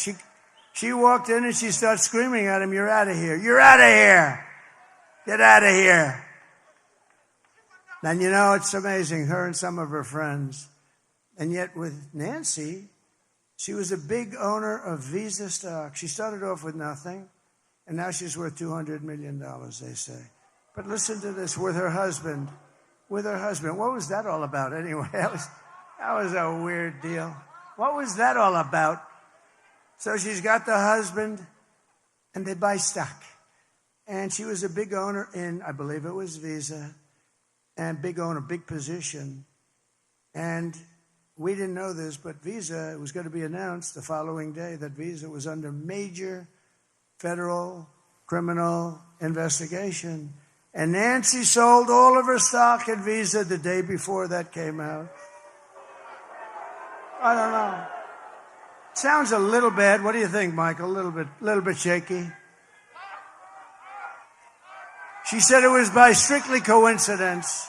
She said it was by coincidence. No. Well, but I don't see the press. Did you guys write about that at all? I don't think so, huh? Joe Biden's comments were the direct result of Kamala's decision to portray everyone who isn't voting for her as an evil and even subhuman person. And we know it's what they believe because look at how they've treated you. They do treat you like garbage. They really do. For the last 9 years, Kamala and her party have called us racists, bigots, fascists, deplorables, irredeemables, even Nazis. And they called me Hitler. My father was a great guy. He was a strong guy, but a good guy with a big heart. Strong, but really a warm guy. Whenever we walked down the street, we'd come sometimes into Manhattan. That was a big treat. And we'd see, in those days, you don't see that anymore. Now you see it at a very much higher, at a scarier level, frankly. They put a gun in your ribs and they say, give me what you have. But they used to hold tin cups out. And he'd always walk by and he'd always put $100 in it. Anytime he saw it, he'd put $100 in. That was like $1,000 today, maybe more. I said, that's nice. I always remembered it. It's nice. But he told me once, I don't even know in what reference, but he said, never use the name Nazi. You don't use that name. Do you understand me? And never use the name Hitler. You don't have to say Hitler. Don't ever say Hitler. Do you understand? And now I'm being accused of being Hitler by these lunatics out there that have lost control of our country. Our country we're riddled with crime. Every city, you take a look at it, it's falling apart. They smell. They're dirty. They're criminal-ridden. You take a look at what's happened to our great cities. It's a shame. And a city, and I hate to say it, I hurt myself. I have property there, San Francisco. I have a lot of property in California. It hurts me. But I don't care about this. Look, to be president is a big deal. So I don't give a damn about my property. But I own big property in San Francisco. San Francisco. Now I lose another $25 million by this statement. That's one. San Francisco is almost unlivable. And it's because of her. She was the DA who destroyed San Francisco. She then became the Attorney General. And she destroyed, along with Gavin Newsom, one of the worst governors in history. She destroyed California. More people moved out last year than moved in. First time that's ever happened. I mean, they have the best weather, in all fairness. In all fairness, they have the most incredible weather. And they have the beautiful ocean. They have the beaches. They have everything. And you got to work hard to screw that up. But he's done it. He's done it. They just passed a law on voter ID. Do you know that? That not only don't they have voter ID, but it's against the law for you to ask somebody for voter ID. So if you work at one of the very few places that would even have the consequence of asking, because there are no places. You know, they just mail out millions of ballots and they come mailed back in. They don't know where the hell they're going, although they have a pretty good idea. They tend to go to Democrat neighborhoods a little bit more. But they mail out like 38 million ballots, and then they get mailed back in. They shovel them with shovels into kids and bullshit. Because I'll tell you what, if I ran in California, I went to California with the family of our great congressman and his wife, Ginger, who's incredible, Matt Gaetz, Mrs. Gaetz. And their family had a little event in a beautiful part of California, and nobody could believe. You couldn't even get on the streets. It looked like Lindbergh just arrived on Broadway. It was so crazy. We would do, with a fair count, we would do great in California, the right guy. Now, me, I would do great because Hispanics like me. I'm glad they love me. They should love me. And I love them. But I would do great. If we had an honest vote, I always say, if God came down just for one day to be the vote counter, in other words, I would win in California. I would.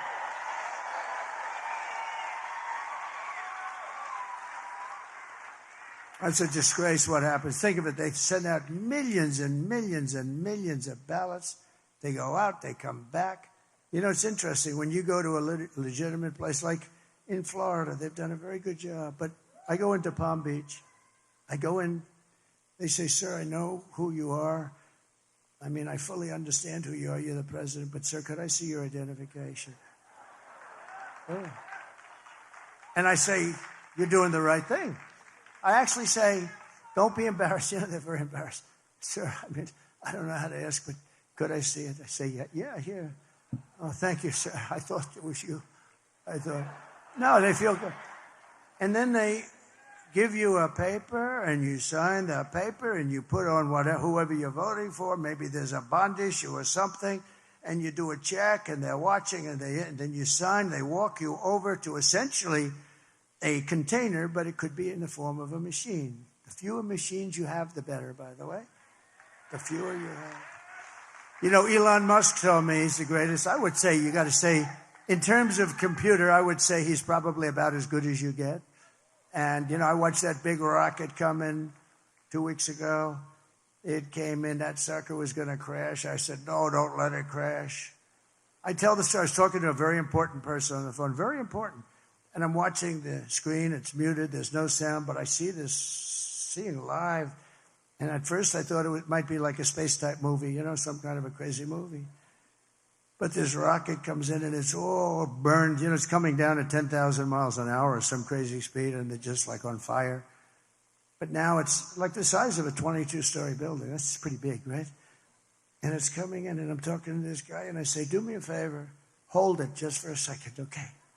I got to watch this. I put the phone down. I never picked it back up. Can you believe? And because I'm president, but more importantly, because I may be president, he held on for 45 minutes. The guy held on. You know, if I wasn't president or if I had no potential to be president, he would have hung up in the first 30 seconds. But I picked that up like 45 minutes later. I said, hello, President.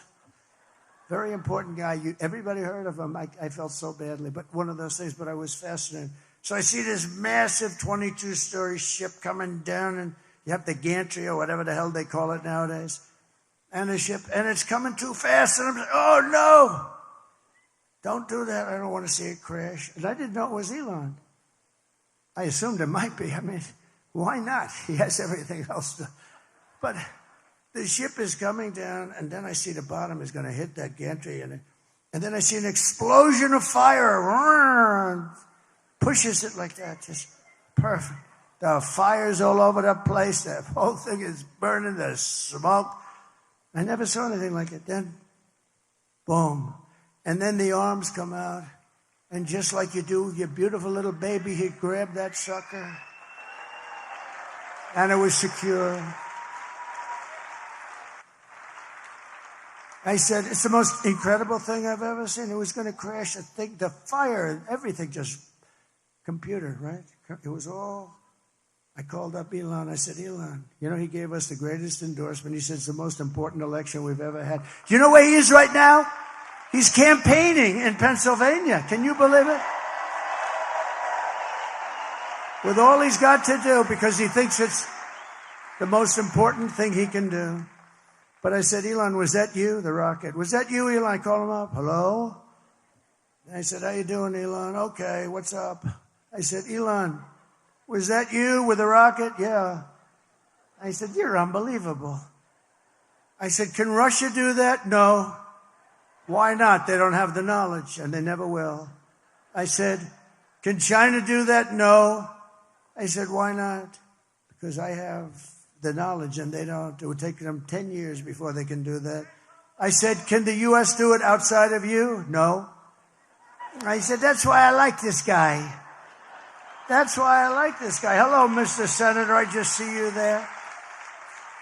The Barrasso man, he's one of the greatest people. What a great, I didn't know you were going to be here. I'm very impressed. I guess Sam Brown must be doing very well for you to be here, huh? We got the leader of the Senate. We got the leader of the Senate here. And I know it's not for me, so it has to be for Sam Brown, right?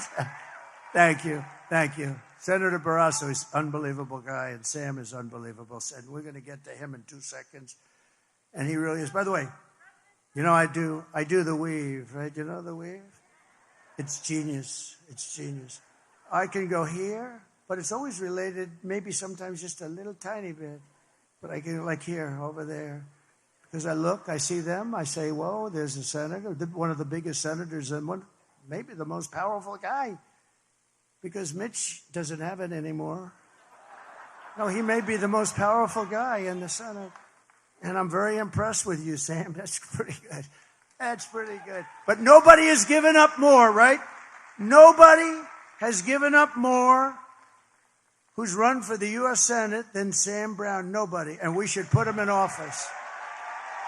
Nobody has given up what he's given. Defending us. Defending us.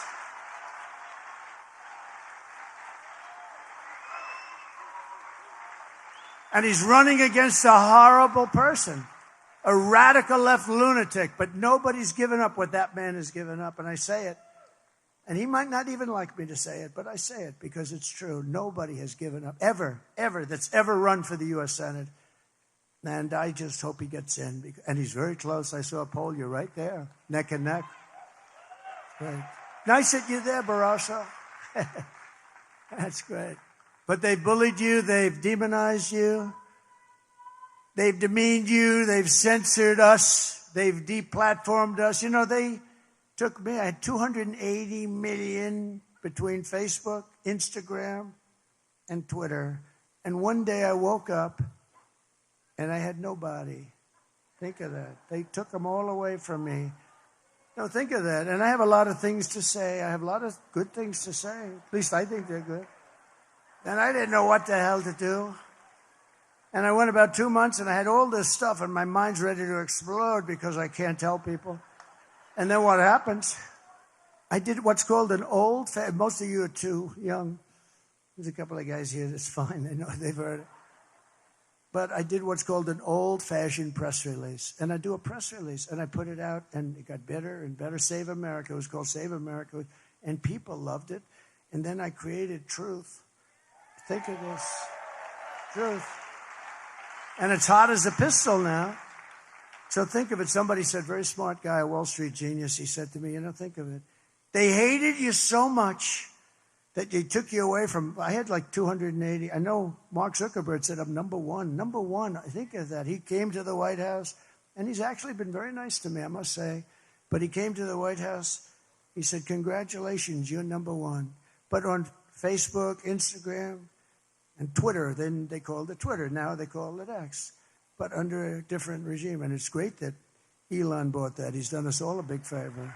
because these were bad people. But so this friend of mine, who's a natural business person, he viewed it differently. I said, can you imagine what they did? But think of what happened. They deplatformed me, just like I said. They took my voice away. I then came up with a press release, and the press release went crazy. It was like almost as hot, maybe just as hot. But then I said, I got to open up some kind of equipment or machinery. I got to do it like, I want to do it. So I couldn't do it then because they wouldn't even talk. They wanted my voice silenced. So I created Truth. And it's really good. It's very expensive to do that. It's expensive stuff. Between the clouds and all the other crap that I had to learn about that I wasn't interested in. I got a cloud, I got everything. But this guy said to me the other day, he said, think about it. They deplatform you. They take your voice away. They want to destroy you. So you, in a moment of weakness, develop your own source of information, and you do it at a high level, and you get great engineers, but it's still expensive, and you put it out, and then you open it up, and it's called Truth, and they said you couldn't get the name Truth because it was somebody else had to own it. And I said, check. They said, sir, you'll never get the name Truth, sir. That's a term that you will never get. I said, and you ideally need 5 letters, right? I said, wouldn't Truth be great? They said, sir, you won't get it. You won't get it. I said, check. Well, sir, I will, but sir, you're not going to get it. I said, check. And they came back, sir, it was available, and we bought it for $2,000. Can you believe it? $2,000. And then it had a little burst. I don't know what the hell's going on. So here's my friend. He said, so they deplatform you. They take it all away. They try and destroy you. And you open up something. And as of yesterday, it was worth $10 billion crazy dollars. Did you see that? $10 billion, Mr. Senator. And they're going crazy. They all have Trump derangement syndrome. They're going, can you imagine how they must feel? They take it away and you open something that's worth $10 billion. It's crazy. But it's good. And by the way, use Truth. It's great. It really is. It's great. They've taken your money and thrown open your borders to criminals and terrorists, flooded your towns with deadly drugs and death, and given your jobs to illegal migrants, and sent our blood and treasure to fight stupid foreign wars in places and countries that you've never even heard of. This Tuesday is your chance to stand up and declare that you're not going to take it anymore. You're not going to take it anymore. What we've built is the biggest, broadest, most incredible coalition and the greatest political movement by far in American history. And by the way, I say that all the time. They've never challenged it. They can't challenge it. It's not even close. By the way, it's 100 times, 200 times greater than anything. There's never been anything like this. I always tell the story. Pat Buchanan was a great guy, conservative commentator. He came in second in New Hampshire. And he became very famous, and he had a phenomenal career because he came in second. I came in first in 50 states. Think of it. For the nomination. First in 50 states. And then we went on to win the presidency of the United States. And then we won it a second time, but I guess we're going to have to do it a third time.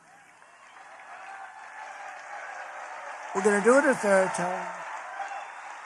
And it's going to be, if we do it together, because it's not me, it's all of us. It's us together. It's we. It'll be the greatest event in the history of politics in America. I believe that. There'll be nothing ever like it. And we're going to straighten out our country, and we're going to make America great again. It's going to be amazing. 5 days. Oh, I can't wait. You know what? I've worked for 62 days in a row. I haven't taken a day off. By the way, I looked at her today. She was trying to justify the fact that they called us all garbage. And I watched her at a news conference. She's exhausted. She's finished.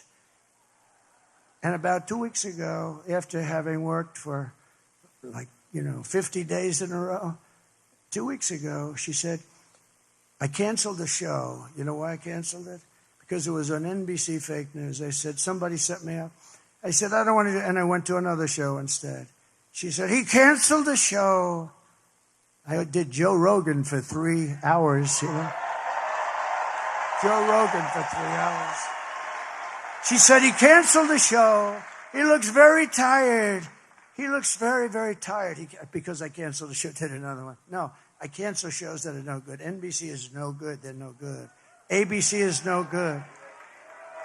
CBS is no good. And in fact, in honor of you, I just sued CBS today because of 60 Minutes.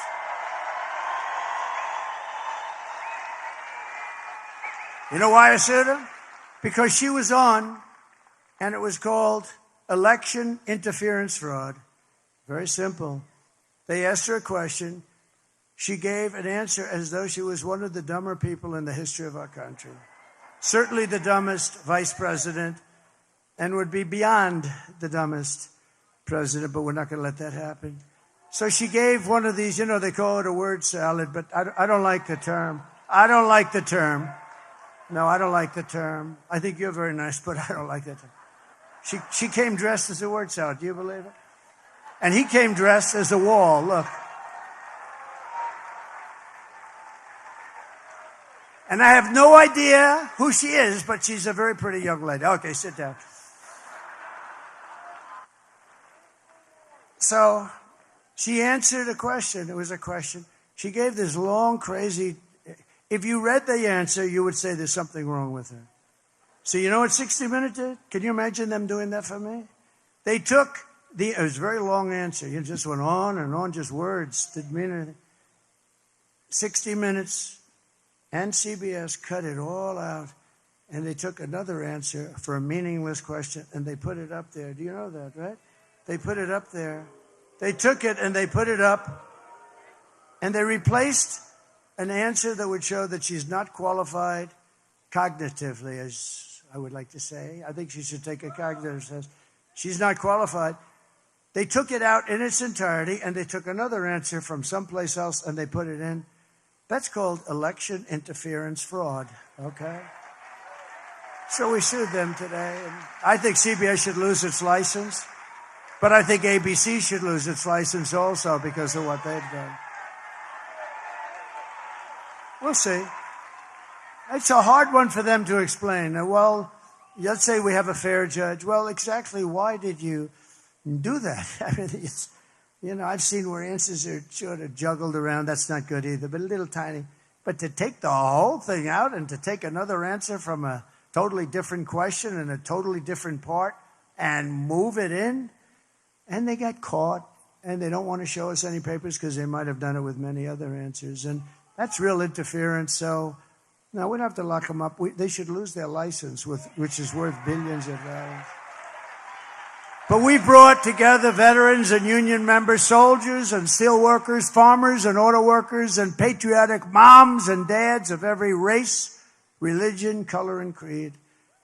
We're welcoming historic numbers of African Americans, Hispanic Americans, Asian Americans, and Arab Americans. Did you see in Michigan how well we're doing with the Arab Americans? That's great. That's good. Because we have a real good chance. We're leading in Michigan. We're leading in Pennsylvania. We're leading all over the place. We're leading here. We're leading in Arizona by 8. A great poll just came out. We're leading by 8. We're leading all over the place. But we're uniting Christians and Jews, Catholics and evangelicals, Muslims and Mormons, and everyone who simply wants to do one thing. It's one simple thing they want to do. You know what it is? Make America great again.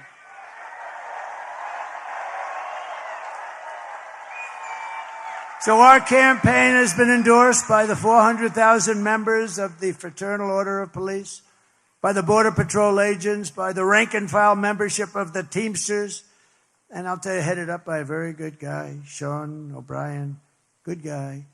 By Elon Musk, well, we have so many. Yesterday, Elon, that's a great one. He feels it's so important. That guy, he's a worker, too. I'll tell you, he's working every... He's actually liking it. Gee, I hope he doesn't run for office. I don't want to run again. But no, he's really working. He's amazing. And, yesterday we were in Wisconsin, Green Bay, Wisconsin. So who is Green Bay, Wisconsin? Brett Favre, with the largest hand I've ever seen. He said, hello, sir. He shook my hand. His fingers are like a sausage. He has the biggest hands and strong guy, great guy. and he endorsed me yesterday in Wisconsin. He's never done it before.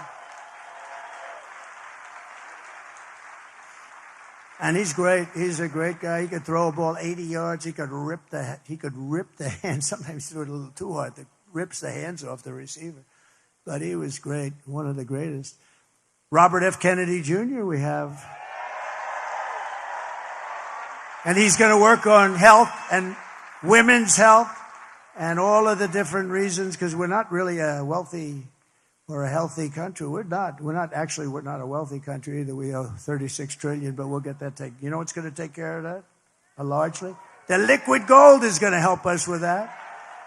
That's why I told Bobby, I want you to take care of health. I want you to look at the food and the food supply and what we put on the food and all sorts. You could look at, but let me handle the oil and gas, Bobby. Just leave me alone. Leave me alone.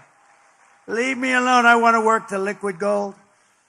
And Buzz Aldrin endorsed this yesterday. Never done it. He's been a great hero and an astronaut for many years. He's never endorsed anybody. This is the first time, and not a young guy. This is the first time in many years first time he's ever endorsed. That was nice. Thank you, Buzz Aldrin. Kamala and Joe call them all garbage. Those people are called garbage. They're us. Everybody's us. I think 250 million people are us. And I call you the heart and soul of America. That's you're the people that built America. But we're especially excited to have the support of record numbers of Hispanic Americans. And right here in Nevada, we're going to win a record share of the Hispanic American vote at a level that nobody's ever seen before for the party. Because, basically it's pretty simple. Hispanics want great jobs. They want rising wages, and they want safe communities. They're great people. Energy. They're very entrepreneurial. I know them well. They're really hard workers. They're great people. You don't want vicious gang members getting dumped into your state, and you don't want Kamala teaching your children that they can change their gender anytime they'd like. You don't want them. She came out with gender stuff. You don't want to know about it. And I don't know what's going on with Catholics, but many Hispanics are also Catholics. And Kamala is persecuting Catholics. What the hell did Catholics do? They are being persecuted. Look, she's raising her hand. They're being persecuted. And by the way, evangelicals, Christians you're next. You'll be next if they win.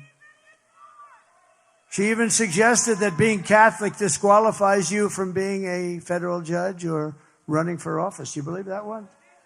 How old is that theory? That goes back a long way to to John Kennedy. I will defend your jobs, I will protect your children, and I will defend religion. Kamala Harris is a low IQ individual who's running a campaign of hate and anger and retribution. She's now talking about what she's going to do on the border. But why didn't she do it before? 4 years. Or she's going to do something about inflation. I'm going to do something about... She has no idea what the hell she's talking about, inflation. She doesn't even know what the word means. But I say, but why didn't you do it before? I asked this question in the debate. Why didn't she do this stuff? I'm going to do this and that. She forgets she's been there for almost 4 years. Or what she's going to do to help the economy. And I say, why didn't you do it before? Why didn't you do that before? You had 4 years almost.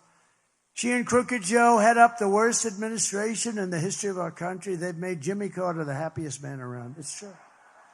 And in all fairness, look, he didn't allow 21 million people to pour into our country from all parts of the world, knowing nothing about them, and they turn out to be massive numbers of criminals and terrorists at levels we've never seen before. 2 nights ago, Kamala made a speech with a paid-for audience. She can't get crowds. They send buses. You got to send different. You can't have all the same bus line taking everybody. I thought they did a good job, actually. I could have used them sometime, but I don't need crowds. We got plenty of crowds. But she made a speech, and all she talked about was Donald Trump. About Donald Trump. Donald Trump. Donald Trump. Donald Trump. Donald Trump. Donald Trump. Donald Trump. Donald Trump. Donald Trump. Donald Trump. Donald Trump. Donald Trump. Donald Trump. Donald Trump. Donald Trump. Donald Trump. Donald Trump. Trump.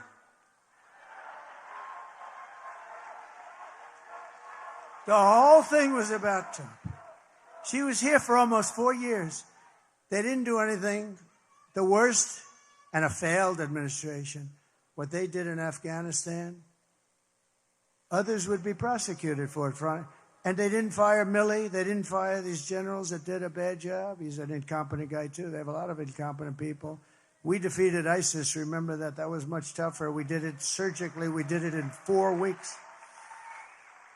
She suffers from a very serious disease known as Trump derangement syndrome, TDS. But many Democrats do. They really do. They suffer. The press suffers from it, too. They're sick people.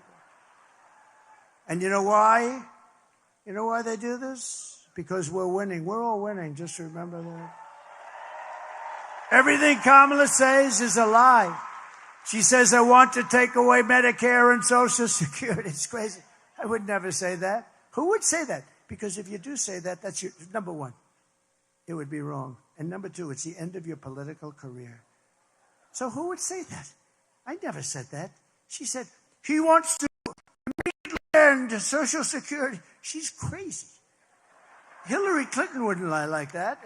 We can't stand Hillary. She's crooked as hell. She says, I want to end Obamacare, affordable health, okay? Now, I never said that. I fixed it. I made it good, but it still stinks, okay?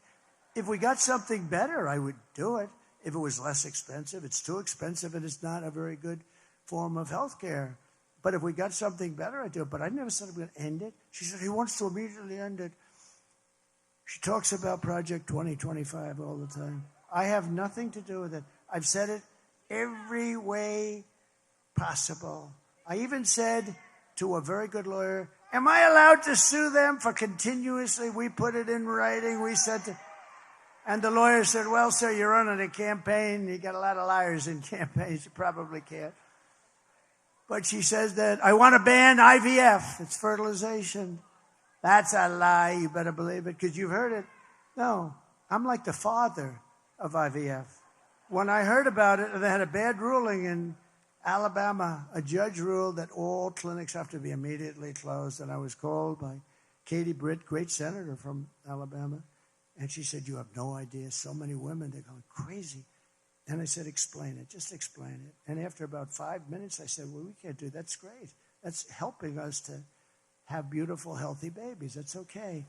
And I actually said, I wrote something out, and it was quite good, I must say. And it was totally supportive. And Alabama legislature the following day passed exactly what I wrote.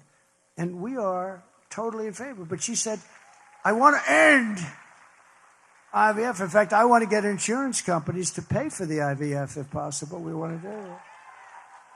And I'm going to protect Medicare and Social Security and your health care from Kamala's open border catastrophe. So she's the one who threatens your health care. And according to recent studies, Kamala's plan for giving free health care to illegals will destroy Medicare. It'll destroy our country. It'll cost $2 trillion. She wants to do that. She will. That's something she'll do. I will not. And by the way, if you tell them, then they're going to come. And it's a tragedy. If you say you're not going to get it, then they're going to stay where they are. And it's not a tragedy. I will never let our country be destroyed. The reason Kamala's campaign has been reduced to this desperate, pathetic stream of hoaxes and lies is simple. The entire world can see she's a train wreck who is totally unqualified to be the president of the United States. She's totally unqualified. There are some people who thrive under pressure, and there are some people who crack under pressure. And the more pressure Kamala is under, the more pressure she unravels. You know, people didn't know her. She's only had a few months because she had that little honeymoon period. And remember, she was introduced, and she got on stage, and she went, thank you, thank you, thank you, thank you, thank you, thank you, thank you, thank you, thank you. She's like, 50 times thank you. I said, what the hell's wrong with her? But the press never picked that up. If I did that, it would be over. Remember that? Where she was, right? Was that a little weird? She said like 42 times, thank you, thank you, thank you, thank you. But being a candidate is nothing compared to the pressure of being president. I know both. If she can't handle the press conference or the television interviews, which she can't, she should do Joe Rogan. I mean, it's a really good interview. Then she can't handle the presidency. She'll get overwhelmed, melt down, and millions of people will die. This is not a charity event. This is an election for the biggest and most important job in history. There's no participation trophy for incompetent candidates. Do you want to lose your life savings because we put a weak and foolish person in the White House? That's going to happen. If that happens, it's going to happen.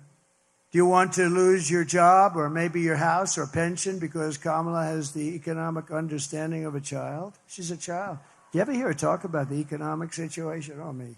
It's crazy. She shouldn't be here. The presidency is a job held by Teddy Roosevelt, Abraham Lincoln, George Washington, Dwight Eisenhower, Ronald Reagan. And people of strength and high intelligence. Would you trust Kamala to talk to Russia or China about nuclear war? But I can. We had no wars. And China paid us hundreds of billions of dollars. And Kamala, think of this, hundreds of billions of dollars. China and Russia, I ended their pipeline. They had Nord Stream 2. Nobody ever heard of it until I said, wait a minute, they're building a pipeline in Europe that's going to Germany with offshoots all over the place. They're going to build a pipeline. I terminated that pipeline. And then they said, he's been nice on Russia. Think about that, Matt. I've been nice on Russia. I terminated the biggest job they've ever even conceived of. And then they say, oh, but I do get along with Putin, and you know, that's a good thing. And I get along with President Xi, and I get along with Kim Jong-un. But they respect us. They respect us a lot. Now they laugh at us. They think we're a joke. Would you trust her to steer us out of an economic crisis? Nothing is more dangerous than to give immense power to a person with a very low IQ. You wouldn't put Kamala in charge of literally a kindergarten class. You wouldn't. So at the end of the day, you need to ask yourself, can you afford to put someone that's grossly incompetent in charge of the future of our country? I don't think so. On top of all that, Kamala says she would do nothing differently. She was asked that question. Please look. Would you have done something differently than President Biden during the past 4 years? There is not a thing that comes to mind. I stood there on the tarmac watching you check your watch. The chaotic and deadly U.S. evacuation from Afghanistan stunned Americans and the world and cost the lives of 13 U.S. soldiers. Would you have done something differently? There is not a thing that comes to mind. More than 13,000 illegal immigrants convicted of murder have been caught at the border and then released into the United States. An Afghan national is in custody today after being accused of plotting an election day terrorist attack. The suspect entered the U.S. on a special immigrant visa. Gut-wrenching new details in the murder of Georgia nursing student Laken Riley. The illegal immigrant suspect, who cops say committed the heinous murder, is a Venezuelan national who crossed the unsecured southern border back in 2022. 2 men investigators say are in the country illegally from Venezuela are charged with capital murder in the death of Jocelyn Nungaray. A fifth illegal immigrant accused of attacking 2 New York City police officers over the weekend showed no remorse or regret. Would you have done something differently? There is not a thing that comes to mind. Only 18% say the economy is in excellent or good condition. US inflation has hit a new 40-year high, increasing by 9.1% over the financial year. Authorities saying Train Day Aragua, which has been linked with more than 100 criminal investigations here in the U.S., has now been found operating its criminal enterprise in apartment complexes. Were you the last person in the room? Yes.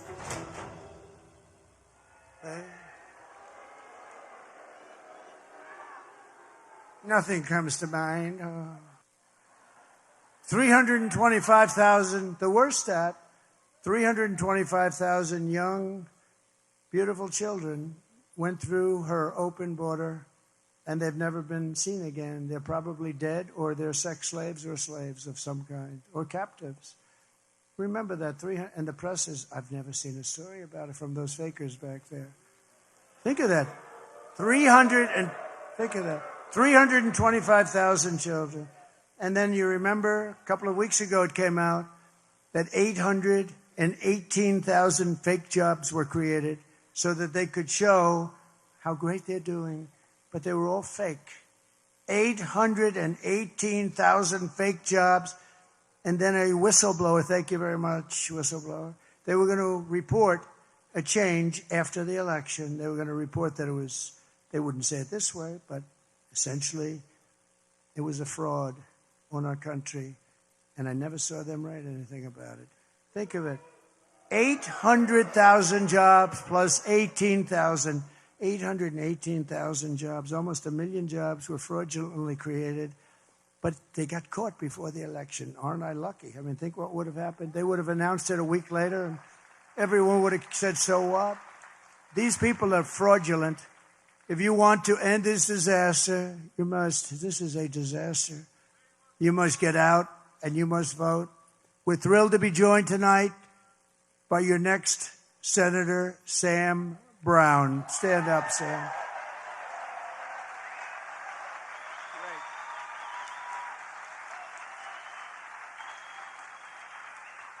He is doing some job.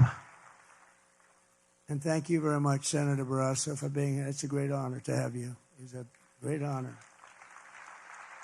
Great honor. He's a fantastic man, by the way.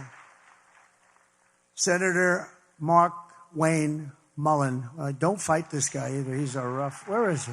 Where's Mark Wayne? What the hell happened to him? He's probably out fighting somebody. He's a hell of a fighter. Thank you.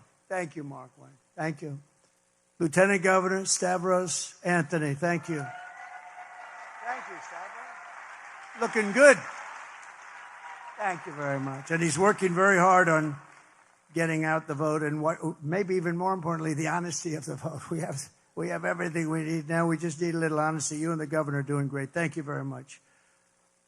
Congressman from Florida is a great guy. He's really great.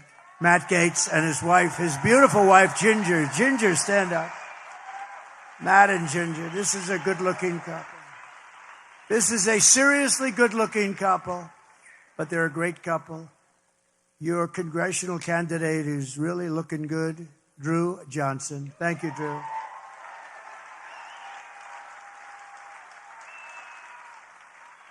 Nevada Republican Party Chairman Michael McDonald. Thank you, Michael. 5 days, Michael. 5 days.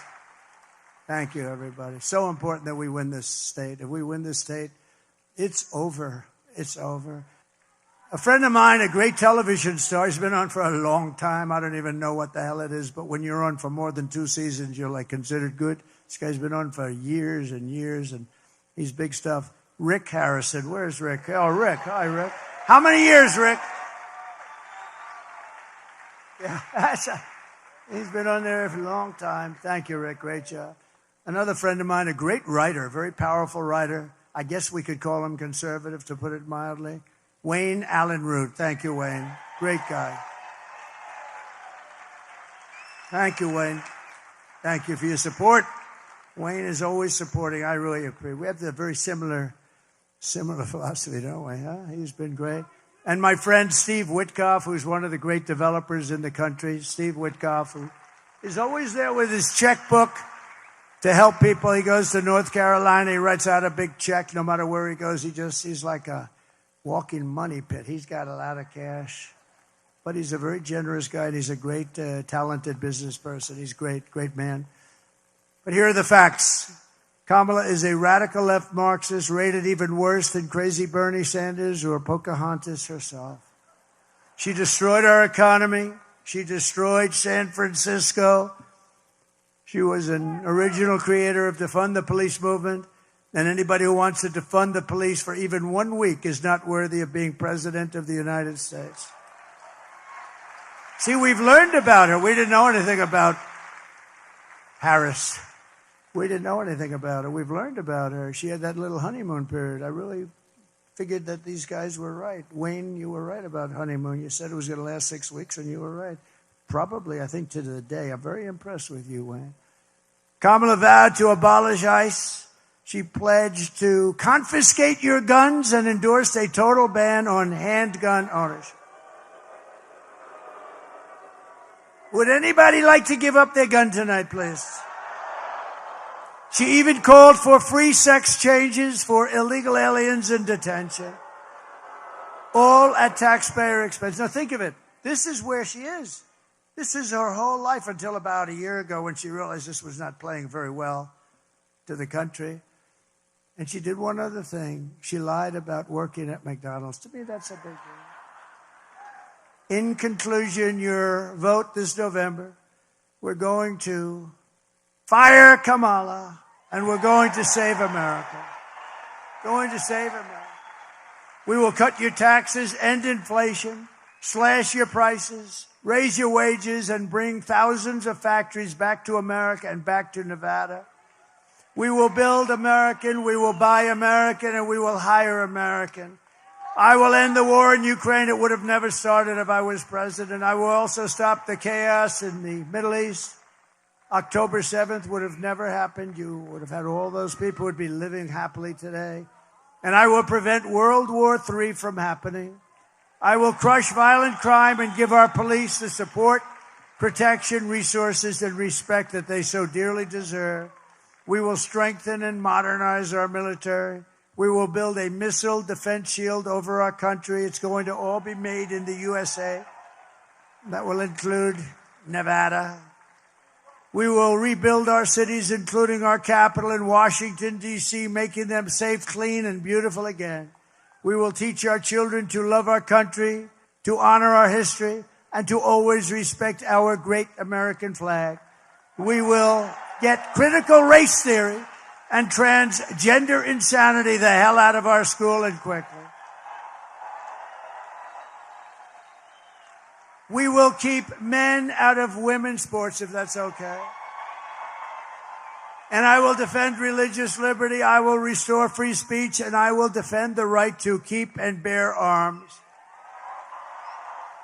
After years of building up foreign nations, defending foreign borders, and protecting foreign lands, we are finally going to build up our country, defend our borders, and we are going to protect our citizens like never before. And we will stop illegal immigration once and for all. We will not be invaded. We will not be occupied. We will not be overrun. We will not be conquered. We will be a free and proud nation very soon, once again. Everyone will prosper. Every family will thrive.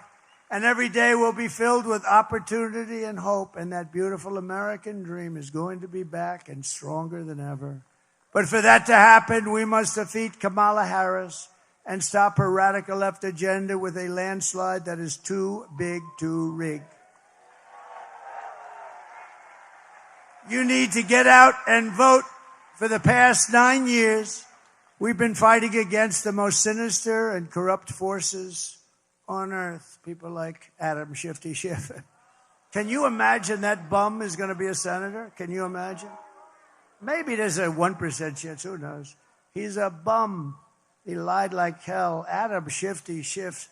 We have senators sitting over here. They can't even believe it. He's a bum. He's a liar. He's a crooked guy. He's a crooked man. With your vote in this election, you can show them once and for all that this nation does not belong to them. This nation belongs to you. It was hardworking patriots like you who built this country. And 5 days from now, it's the hardworking patriots like you who are going to save our country. After all we have been through together, we stand on the verge of the 4 greatest years in American history. With your help from now until Election Day, we will restore America's promise, and we will take back the nation that we love. We will take it back. We are one people, one family, and one glorious nation under God, We will never give in. We will never give up. We will never back down, and we will never, ever surrender.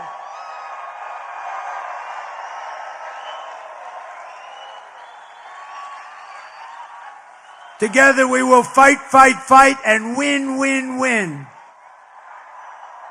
November 5th will be the most important day in the history of our country. And together we will make America powerful again. We will make America wealthy again. We will make America healthy again. We will make America strong again. We will make America proud again. We will make America safe again. And we will make America great again.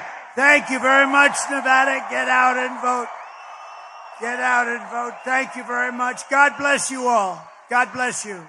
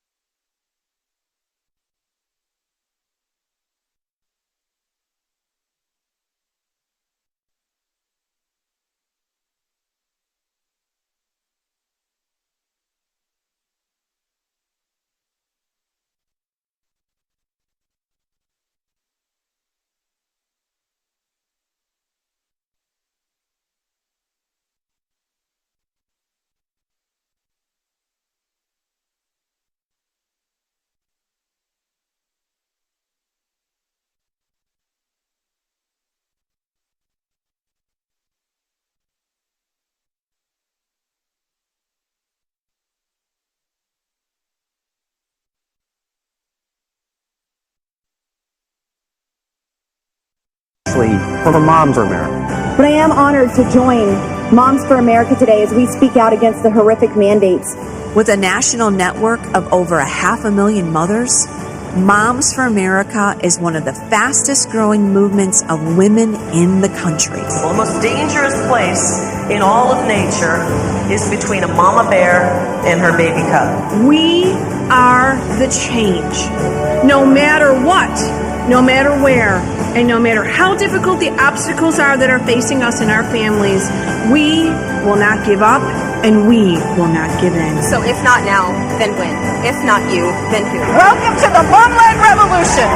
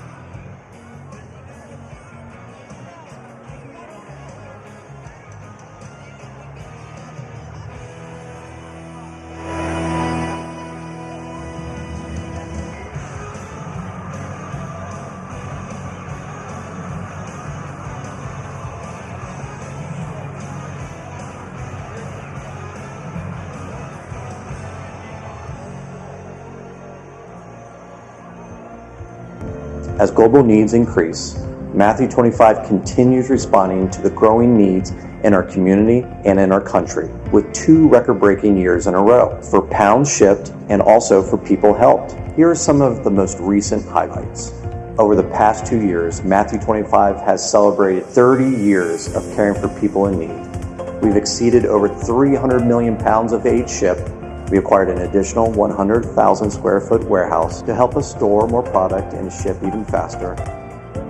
We've responded to natural disasters and humanitarian crises, including hurricanes, tornadoes, earthquakes, floods, and conflicts.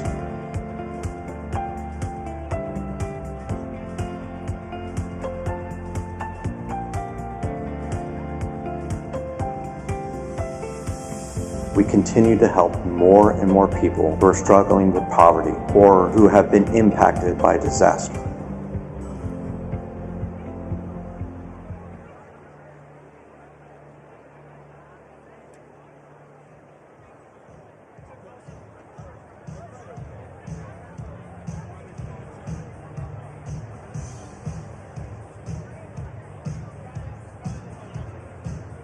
The most interesting and newsworthy television show of the year is coming here to TCN. We are not bragging, that's actually true. The president's been shot. So our longtime producer Justin Wells and a team have been embedded, with no publicity at all, with Donald Trump on the campaign trail for months. They're the only crew capturing what is going on the campaign in real time, intimately.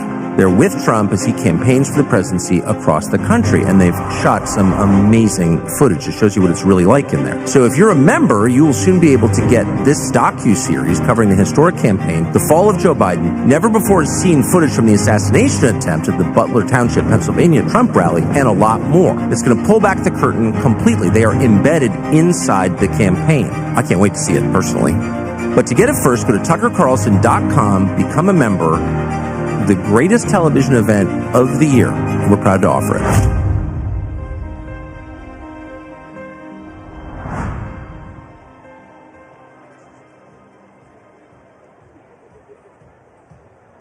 DC may be stuck, but this is a conservative partnership, and we're about an American movement. CPI provides a home for conservatives, and that is sorely needed.